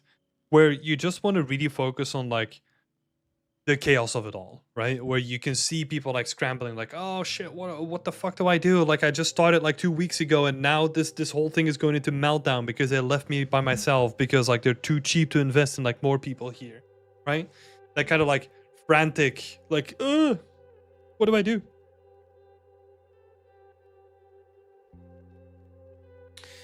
And yeah, just thinking about like making little island clusters. Yeah, I think that's all I have to say on this though. I think it's going in a good direction. The main thing that I had to just say was like the red floor, right? Really distracting. I think once you clear that red floor up and you find like a suitable floor, I think that's gonna be nice, because also like anything that you put on top of that floor is gonna be like immediately contrasting. Yeah. Chernobyl is like a great show to watch for this as well. Yeah.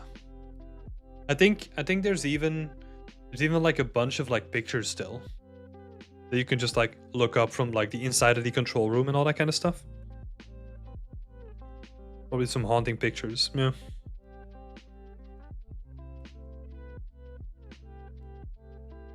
Yeah. Cool though. Great stuff, Amma. Great stuff. Making really good progress, by the way. Like it's starting to like really get filled up, right? Feels like the wheels in my head are turning again. Kickstarted the creative engine. Let's go. Yeah, best of luck. Looking forward to the next update. Let's continue.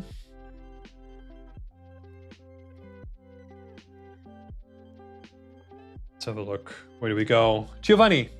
Let's have a look at Giovanni first. Here's the latest render for today's review. I made some changes to the composition based on last week's feedback and switched the props to be more appropriate. I found out Days Gone actually has a safe house with a similar idea. Yeah. After today's feedback, I'll do some changes you think are fit and proceed with working on the models. You didn't ask any questions though. I don't know what to help you with. So we're gonna keep this pretty short for this time around then. Always help me out. This helps me out a lot when you just like ask a couple of questions like, hey, I don't know how to approach this, or maybe you can help me with this, instead of just leaving it up to me. Because I'm a rambler. I want to avoid like rambling a lot. So first of all, I like the changes. I think it's like really nice that we have like a bit more of a better flow, right? Bit more of a better flow going from up here to there. I think that's cool. You could potentially, if you wanna keep the player engaged for a little bit longer, you could cut it down here, have like, I don't know, a path down here, and then like a staircase going up again. Maybe not that. Right, but that depends on how far you want to push it and how close you want stuff to be together. Because it does still feel like it's really compact. So maybe lengthening it just slightly and giving people like more to look at could be interesting.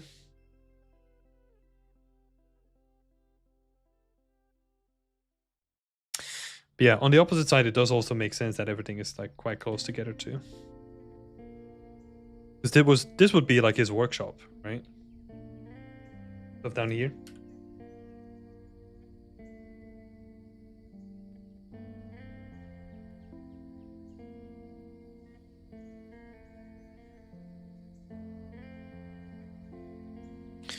So that's my gut instinct, that you might even need to push like more space between, because now we're going up the staircase and we're immediately in the house, right? And it's like a pretty short journey. It does depend on what you're thinking about doing with the space though. Like if it needs to be connected together somehow, then this kind of makes sense. But yeah, that's up to you. Yeah. And also something to think about here, right? Like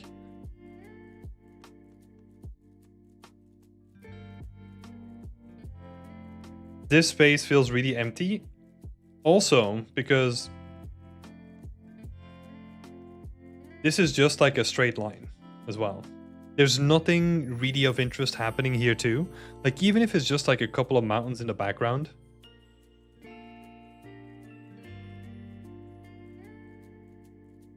That's what we're missing here.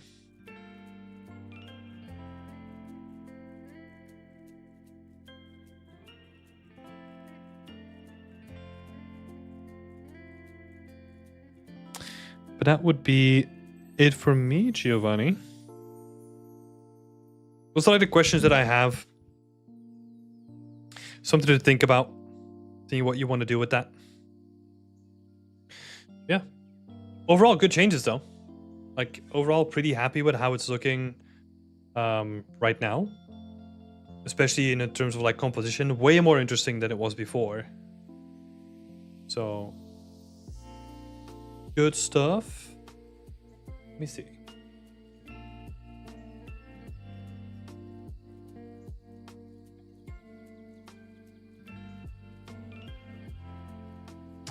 Yeah, I'm just comparing the images from last week as well.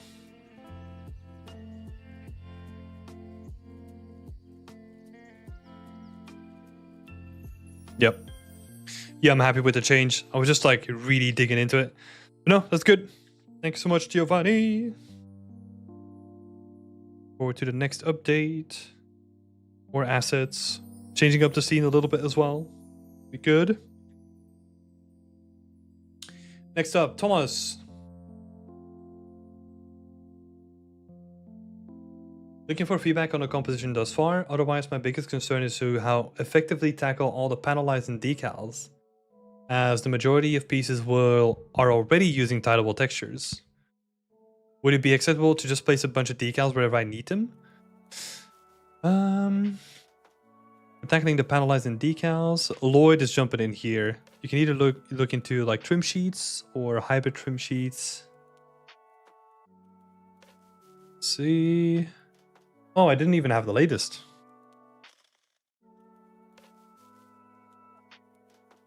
Okay.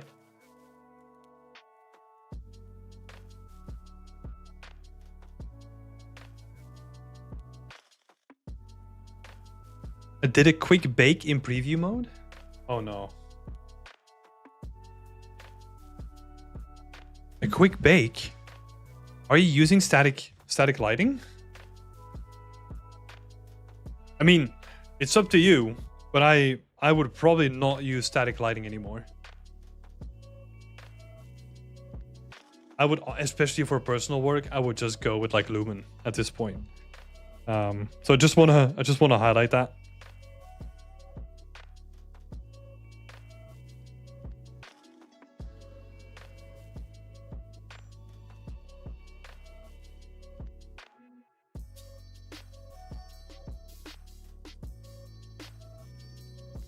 Especially for personal work. But let's see. So there were a bunch of questions about like a decal workflow. When it comes to that, I think honestly, what Lloyd is saying makes sense, right? Have a look at hybrid trims and using trim sheets, all that kind of stuff. Look into mesh decals specifically.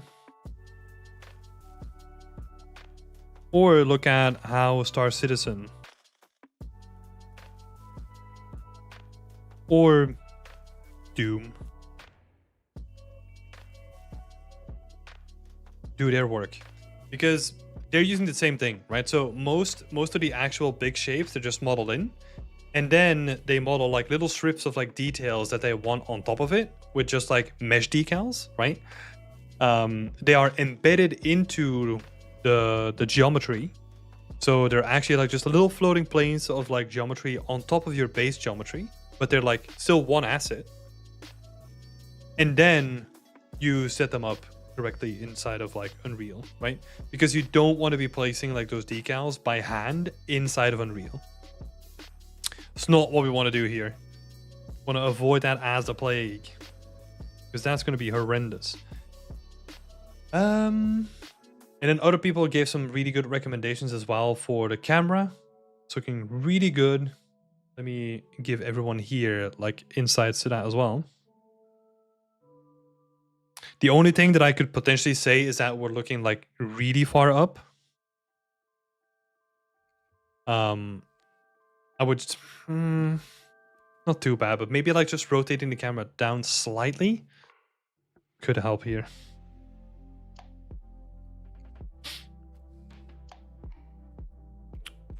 Oh, no, actually, Rotating the camera, maybe not. Like just moving it lower, especially if you want to replicate something like this. Yeah. Moving the camera lower is going to help with that.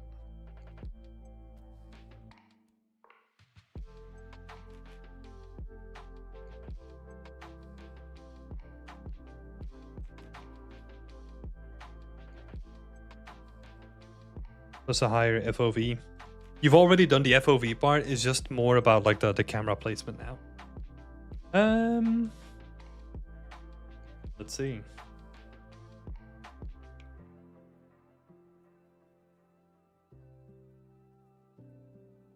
Yeah, so mesh decals are definitely going to be like the workflow to go here. What else is there? I think that was it, right? Just more about like the composition. And yeah, just a workflow to approach it. But we've got great help from Sheila and Lloyd both, so that is awesome. Thank you so much for helping out as well, giving people feedback. That is awesome. Yeah, best of luck, Thomas. I think you're quite new here as well. How long have you been here? Can I tell? Oh, I can't see that at the moment. But yeah, I think this is your first post, so welcome, welcome. Lovely to have you here. And then let's move straight on. Let's go ahead with Joe Johnson in this case. Joe Johnson is back for revenge. I think I'm going to do an RGB mask pass on the walls and get some more breakup on there. Open to all feedback. Areas you think need a bit more love. I'm open to tweaking everything. Let's have a look.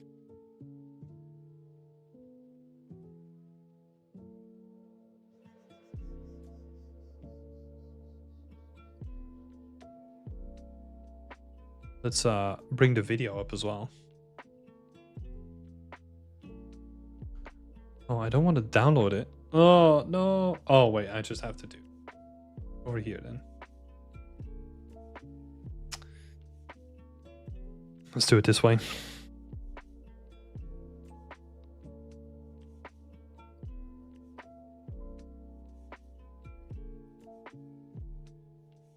It's cool.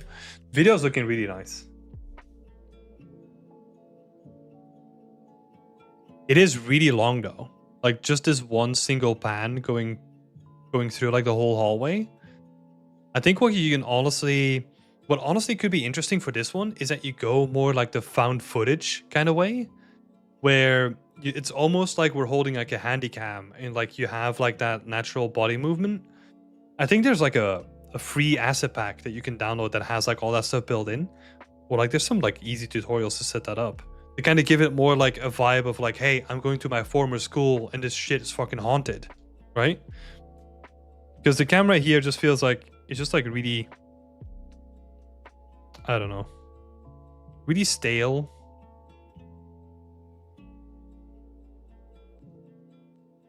Hey, Tropical Moisture. Lovely to see you here. It's been a while. Yeah. This is cool though. Like you got that little board at the end. A little bit on the nose, but I mean, it's cool. Let's see, what can I help with? I made some more props. I'm going to add some pluming fog coming out of the TV, something like the Ring. You could.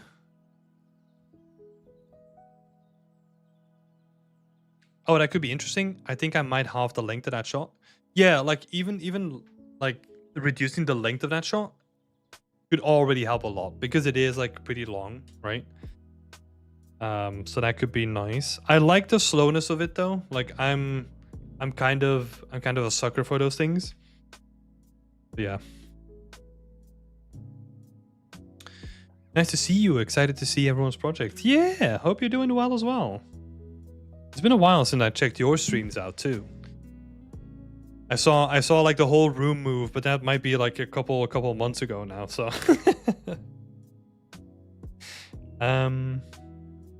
So cut down the video as we were discussing.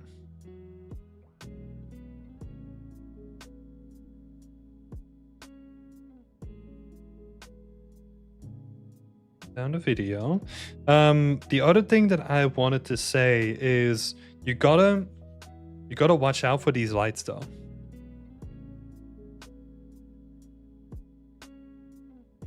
Again, think about it in a very fundamental level.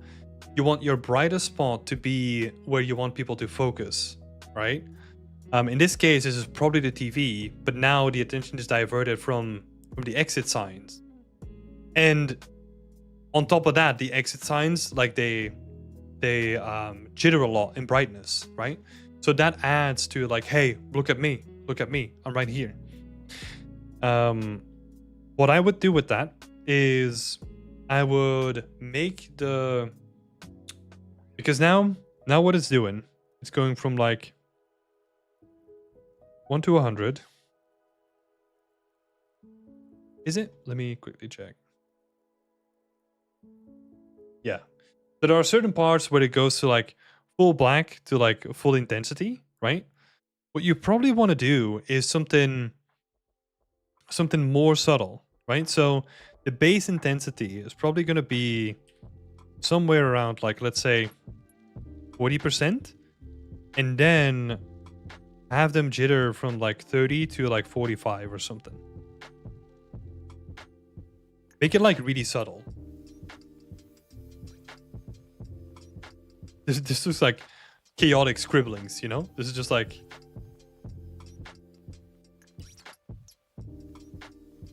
And then this is the base intensity, and then with the new jitter, do something like that. Make it more subtle. These are just like ballpark numbers, right? I think you might have to go to like, let's say 30 to like 60 or something like that. But you don't want to go from like full black to full white. You kind of want to condense it down to where like it's like flickering, but like it's never going to go out fully. And that makes them like less distracting as well. That could work.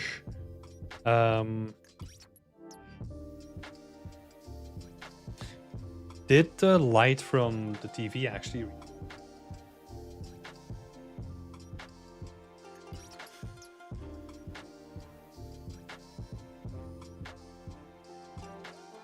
I don't think the light from the TV is reacting at all, right?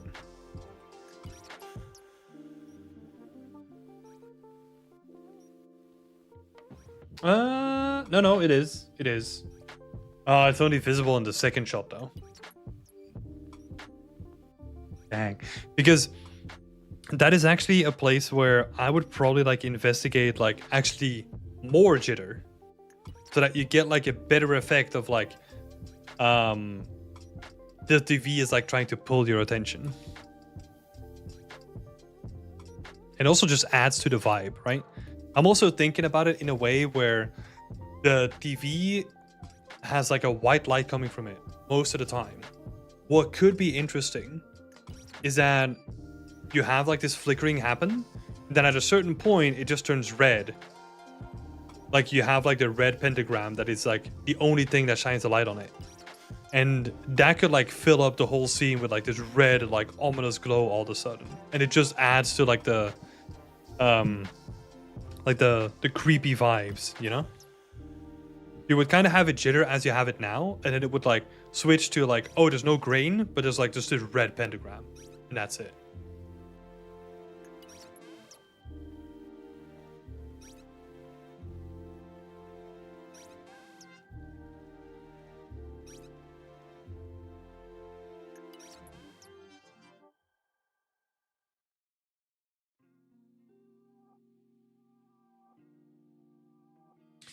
Yeah, that's what I would definitely look into.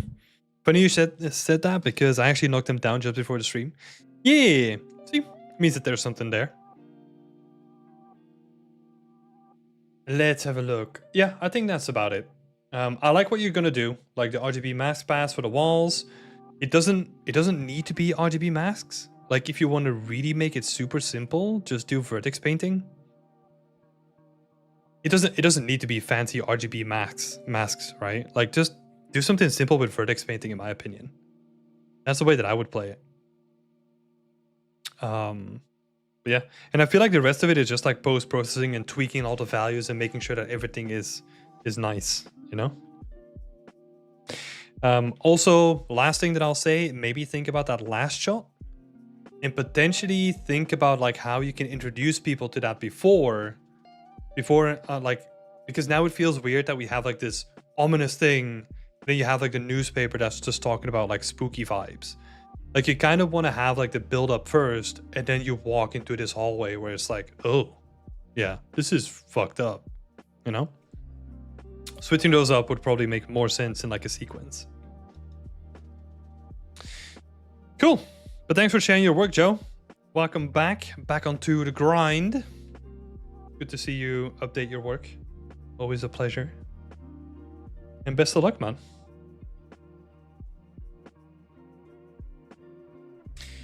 We're gonna go straight on to another Joe. Another Joe. Questions for the feedback. Do you think the storytelling is there, or should I try to add more? If you're trying to add storytelling by hanging like a jeep from the bottom of it, that doesn't really make too much sense to me. You know? Like, I'm just really confused why there's like all of a sudden there's like a jeep underneath it. I think honestly in this case, if you're struggling with finding like a good story that you want to add to like this environment, it might be better to go for like either like a really simplified story where you can be like, hey, we're just gonna focus on like the texturing details and I don't know, just like, yeah, focus on like the textures, right? Make them look like really nice. But like to me, that Jeep, I don't even know what it's referring to, right? This might also be like a cultural difference, but I have no idea what's there. You know? That's just how you park a Jeep. Yeah, could be. I don't have a license, you know? I don't have a driver's license, so maybe this is like very normal.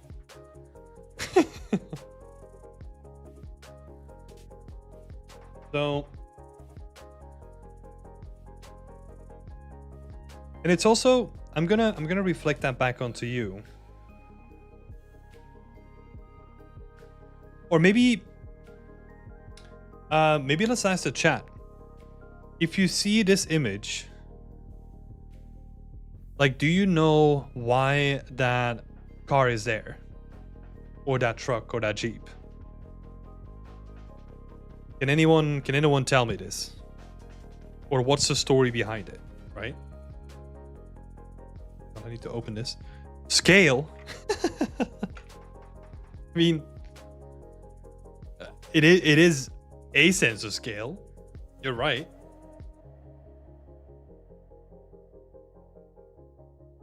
It's also crazy that the delay is like completely different compared to YouTube. Oh my god, it's so quick on Twitch. It's in the manual, it makes it harder to steal. Surrealism? Yeah, I mean, you could make that argument, but I don't know. I don't think that's the point here, right? I mean, you might be joking with it as well. But yeah. I think he posted that it happened in reality in his post. Let's have a look. Current idea is to add a hanging car or to add a very small canal boat to the side, but not sure either at this moment.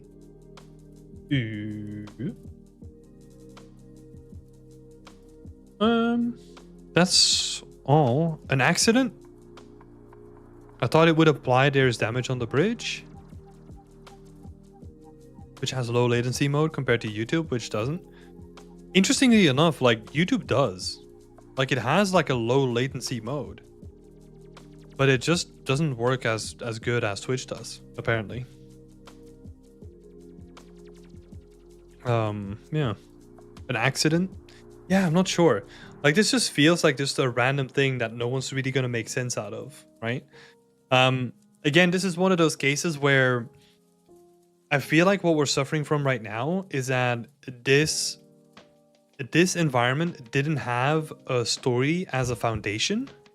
And I think honestly at this point, if that's the case, we shouldn't try to force it in either. I know that this was a big point of my feedback last time, but it's better to have like something that looks really gorgeous, has like a really nice texture detail, and do it that way, rather than try to force something in that doesn't really work.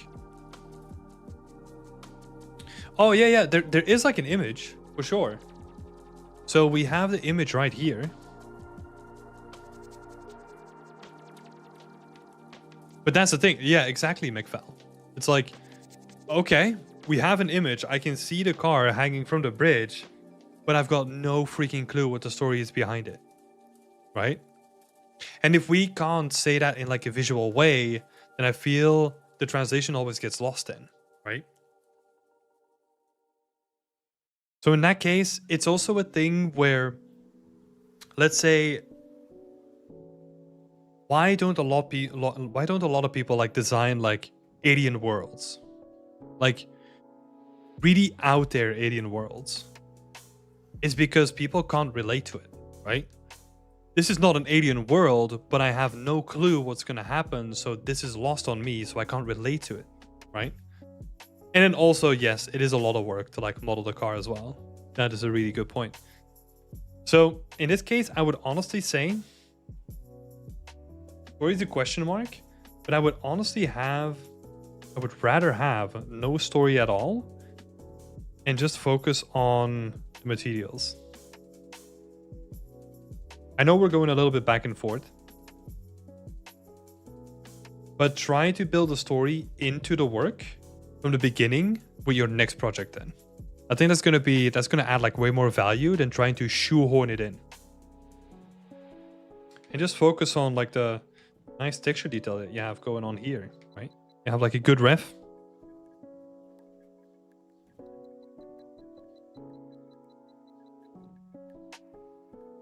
Just replicate that and make it look as good, right? I mean, as good as you can. And then just have it sell itself.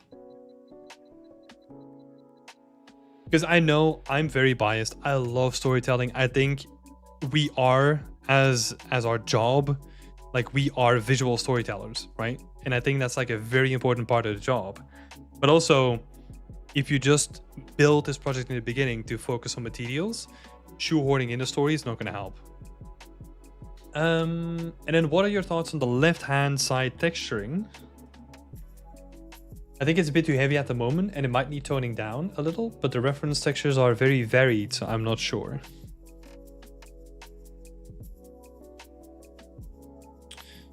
Yeah, it's...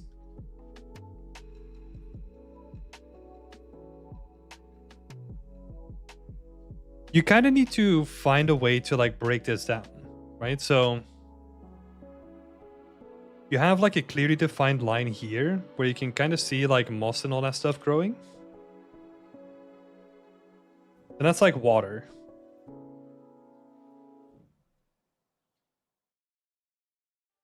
Right? So that's like the flow of water. That's like the river, like how high that's going to get. So that's like one layer. And then you have like all this like gray, dirty brick. That is just like rain and erosion and like just dirt in general, right?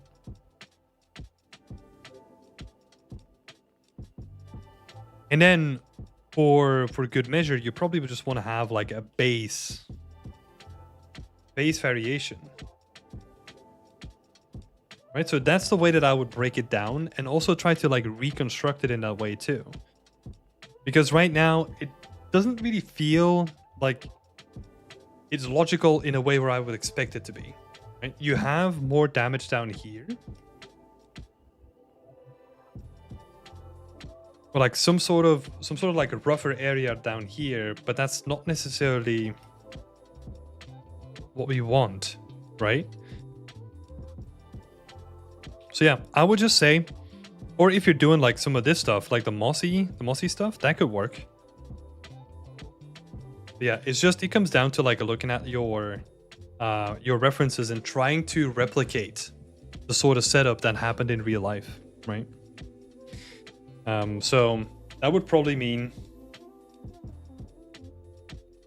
again, having the water line, and then having like this transition, and then making like all this brickwork just like really, really dirty and grimy, you know? So you have like layer 1, layer 2, and then layer 3. And then if you have like the base layer, that's called like layer 0. That's gonna be the foundation of everything, where you have like built-in like variation, right? Like just color variation.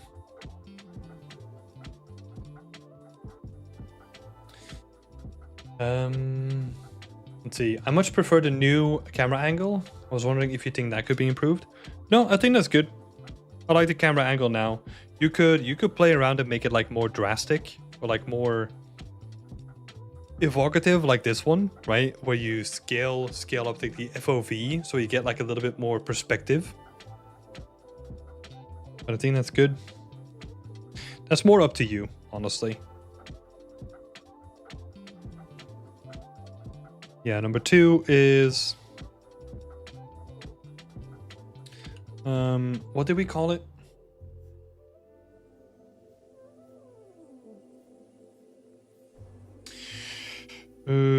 My brain is fried.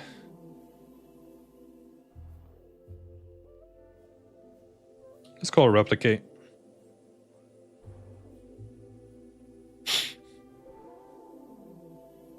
You want to replicate like all the individual layers, right? As best as you can. And think about like why those layers are there, right? Because the reason of why actually is going to indicate a lot of like your future project, right? Like, why is there moss down there? Because it's close to moisture, right? Moss needs moisture to grow. So that's why the moss is like down in those areas. It's pretty interesting. That you can kind of like break down the rules of nature in that way.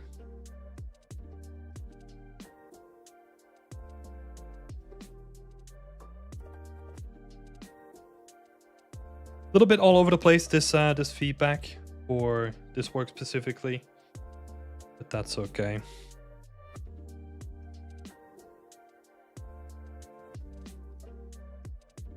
You could play around with the FOV on the camera potentially to have like a bit more dramatic effect. You don't need to. You could just keep it like this as well. Cool, thanks for sharing your work, Joe. 2 more people to go. Let's go with Luke first. Luke is working on oh, these were some cliffs. And then we're making like a full environment out of it. Okay.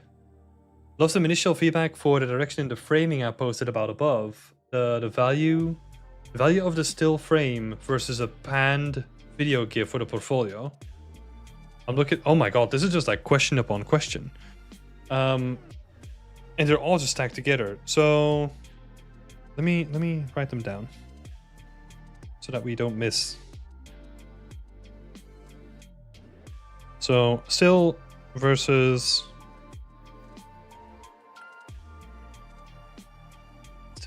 camera. Number 2 is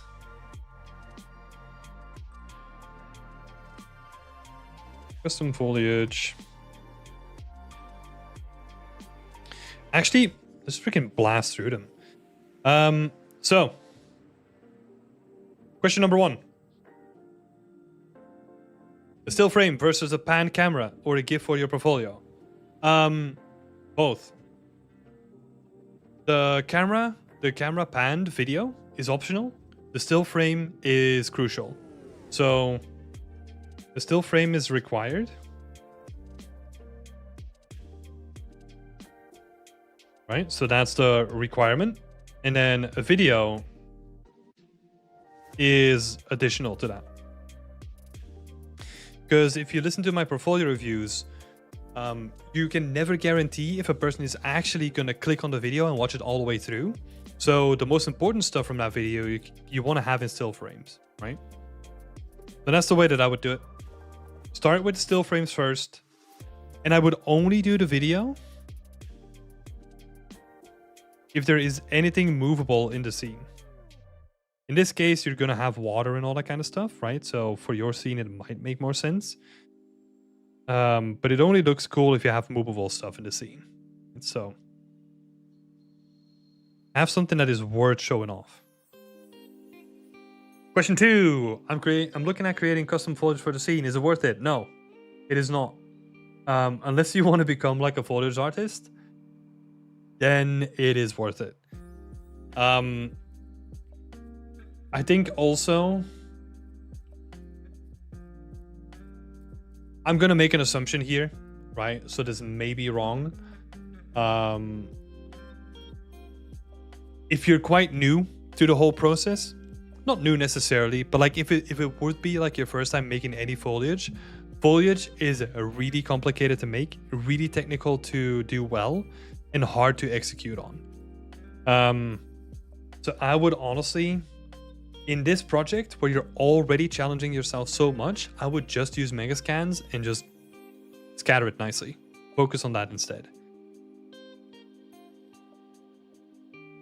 So no custom foliage. That's the way that I would play it. Because again, custom foliage, like that's really applicable if you want to get a job as like a foliage artist. Otherwise, yeah, it's just like an additional skill that you can maybe use at some point. But yeah, it is not worth it unless that is the thing that you love to do the most. Like Guillaume is saying, foliage is life. Yeah, if foliage is life, then yes, make foliage. If foliage is not life, no. Okay, let's see. Custom versus stock materials. Sort of the same thinking applies, but materials are like way easier to make. So make your own materials. You can combine them though. Like if you're like, hey, I need like a bunch of materials for the background, grab materials that you can find. And focus your attention on where you make like the most impact.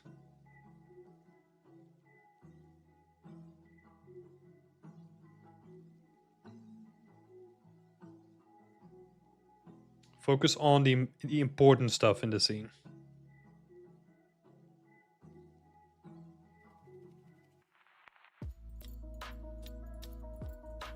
The story will be a Viking homesteader. I want to fill the scene with greebles that hint to gardens.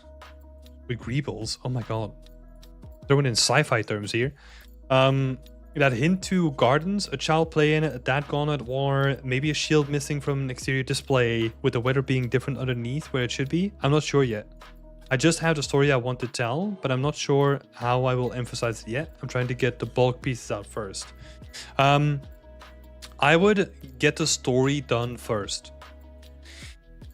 So the story is going to dictate what the assets, what kind of assets you need the most. So focus on the story first and let that guide you through the process. Because let's say you want to focus on like, hey, these people like made like let's keep it really simple, right? The shield has gone missing from like the exterior display that you were talking about, right?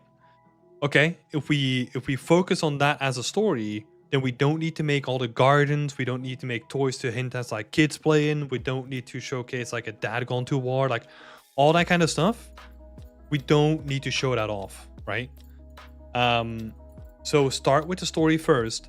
Block everything in that you need for that story, because that is how you're going to direct the eye, and that's going to dictate where you're going to focus on the most for the entire scene. So use that as a foundation. Like really, story first. Like it's so important to do that. Because otherwise you're going to just be building stuff for like no purpose, right? You're just going to make like a generic Viking hut, and then it's like, oh, yeah, I need a story now.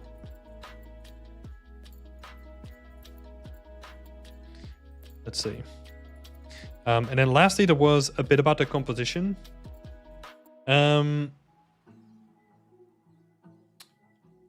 So I'm not a big fan of how closed in, like a lot of this stuff is, for example. Because like we want to look at this house, right? And you're kind of like really pushing us towards it. But like a large part of the scene here is just foreground. Right? And it's making it so that we can barely see the house in the back. If you're doing like a panning shot and it kind of opens up on it, that could work. If you go a little bit closer and let's say this is your frame. Let's say something like that. That could work as well, right? Because now there's not as much of the frame that's taken up by like these elements that are just there to like focus you on like a certain area.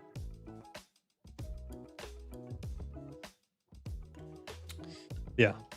I would even say, look at the rule of thirds, right? That's also going to be like really helpful. It's basically you take your entire frame, you divide it into like 3 sections, top to bottom, left to right. And then you want to put like your focus point like on any of these like crossing points, right? So in this case, what you did is you took the entire scene and like you just added your thing like smack dab down the middle. And that just feels really awkward. It always is like really nice when you can just like offset it by a little bit. So in this case, like if we had this frame, I would honestly have to like offset this frame as well.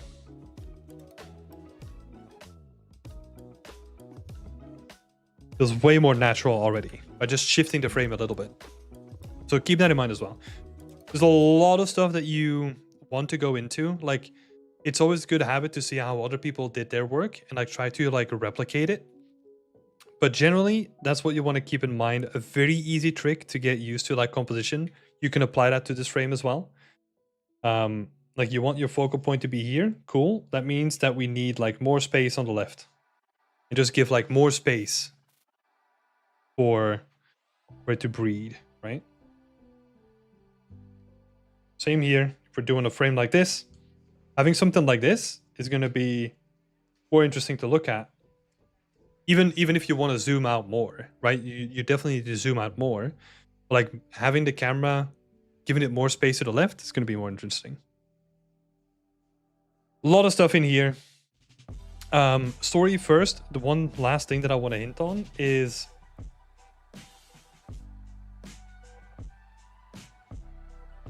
make it simple.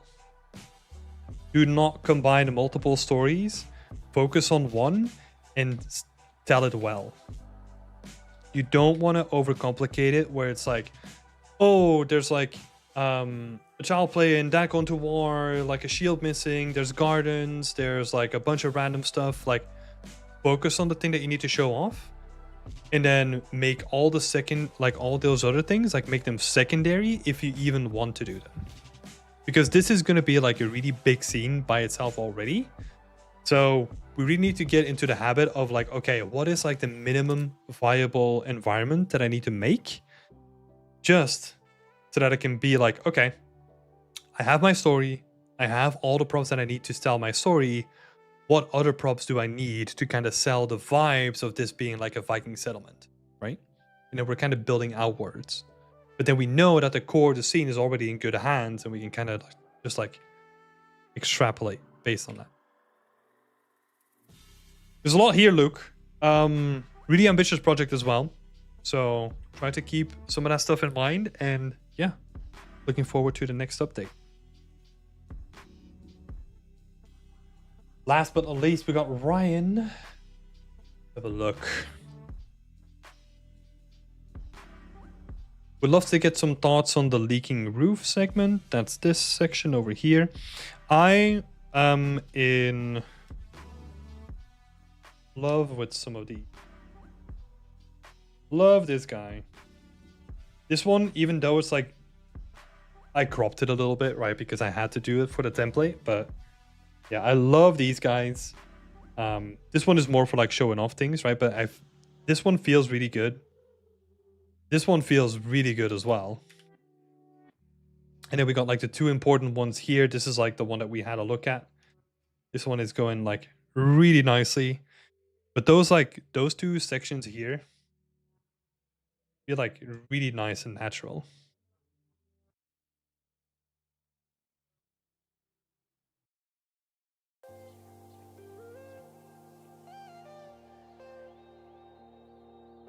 Yeah, and this shot, it doesn't need too much, right? I like the simplicity of it. Like, we zoom in a little bit. It is simple, but it's effective. You know? It looks nice. Like, I would honestly not do too much to this. It looks really good.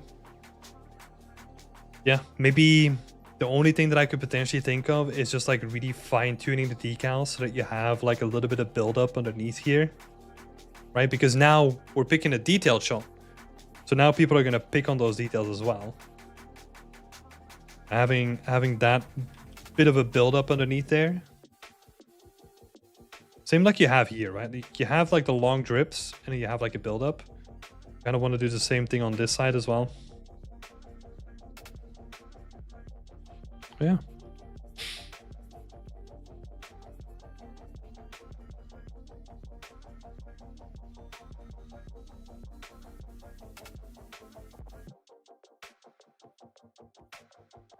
Let's see. Mold in the leak section on the upper left railing. Oh, I think that's what we just talked about.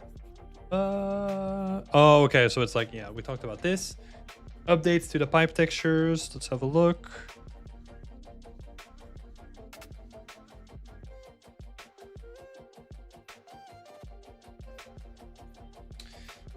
Yeah, they start to look good. I do feel like this whole thing, like, it's not even attached to the wall, really. I don't know. There's something that feels off.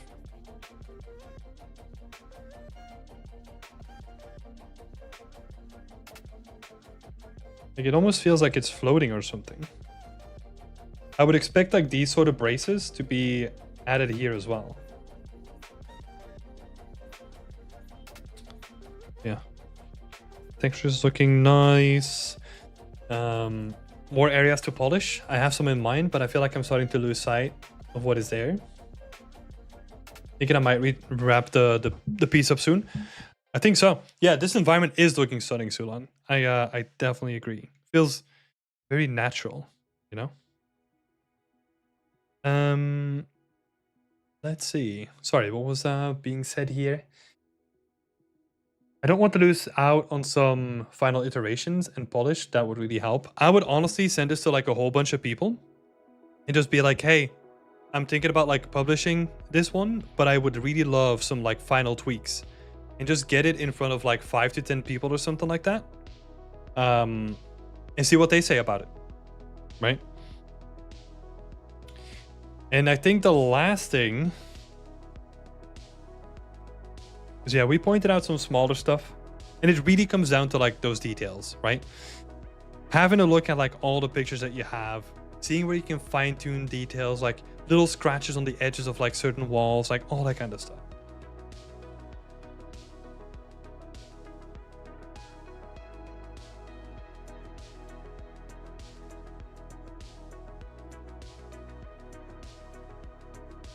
The last one is, oh, these are talking about like the different lighting situations, I think. So early experiments with changing the times of day for the presentation. Might make a few extra props and shift them around to give a time lapse. If there's any thoughts on like that as a supplement to the main piece. That's where we get into these guys, right? I am immediately not a fan of this one.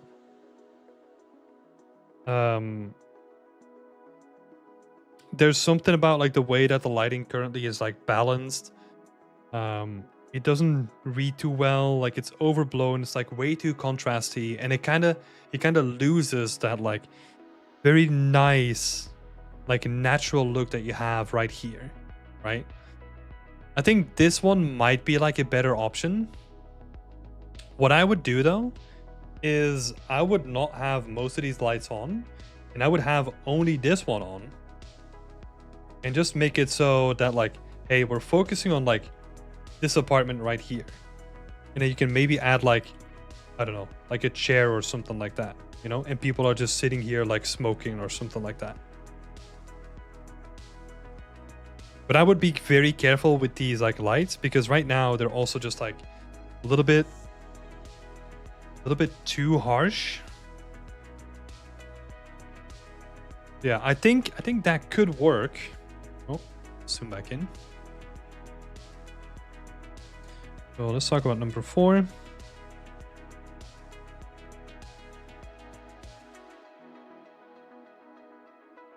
You gotta be careful with those lights. So like a warning sign with the lights. This is honestly where you need to look into more references.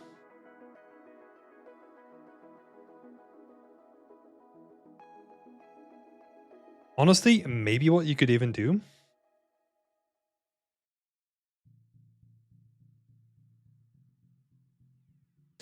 maybe you can look at references from the same photographer, because he's probably gonna color grade like most of his photographs in like the same sort of way. There might be even like some like night shots or like semi night shots that you could kind of use as inspiration here.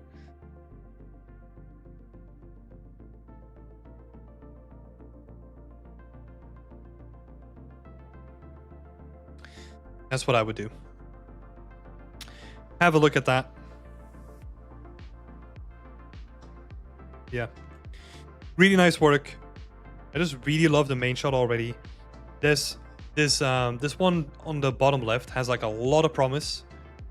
Just really try to make like a cool story with it as well. Yeah, cool little inspirations though, or like cool little explorations. Like it's really cool to see you try out some stuff here.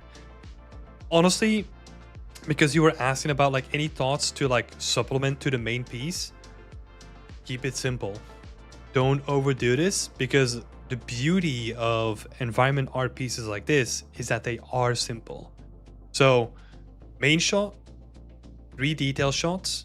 You don't even need to do like the other scenario, and that's it, right? Keep it like nice and simple and like to the core. If you want to do that additional lighting scenario, that could be cool.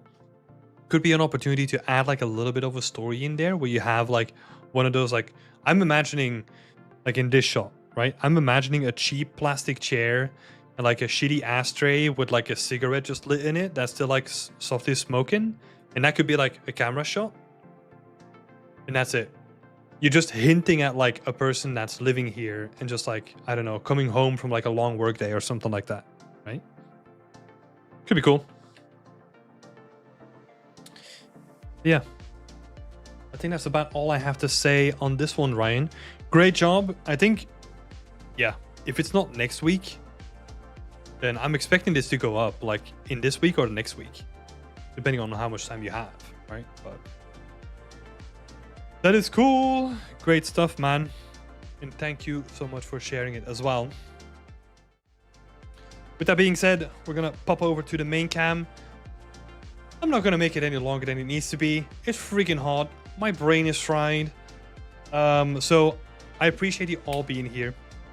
Thank you so much for the support. If you want to become a member yourself as well, go down into that description, look at the link, become a member, enjoy all like the resources that we've built for you. And yeah, that being said, have a nice evening all, and I'll see you next week. Tuesday? Portfolio reviews? Might be the week after that. Let me double check.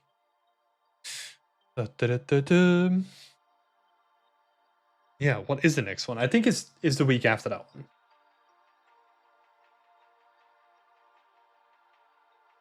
Let's have a look. Yeah.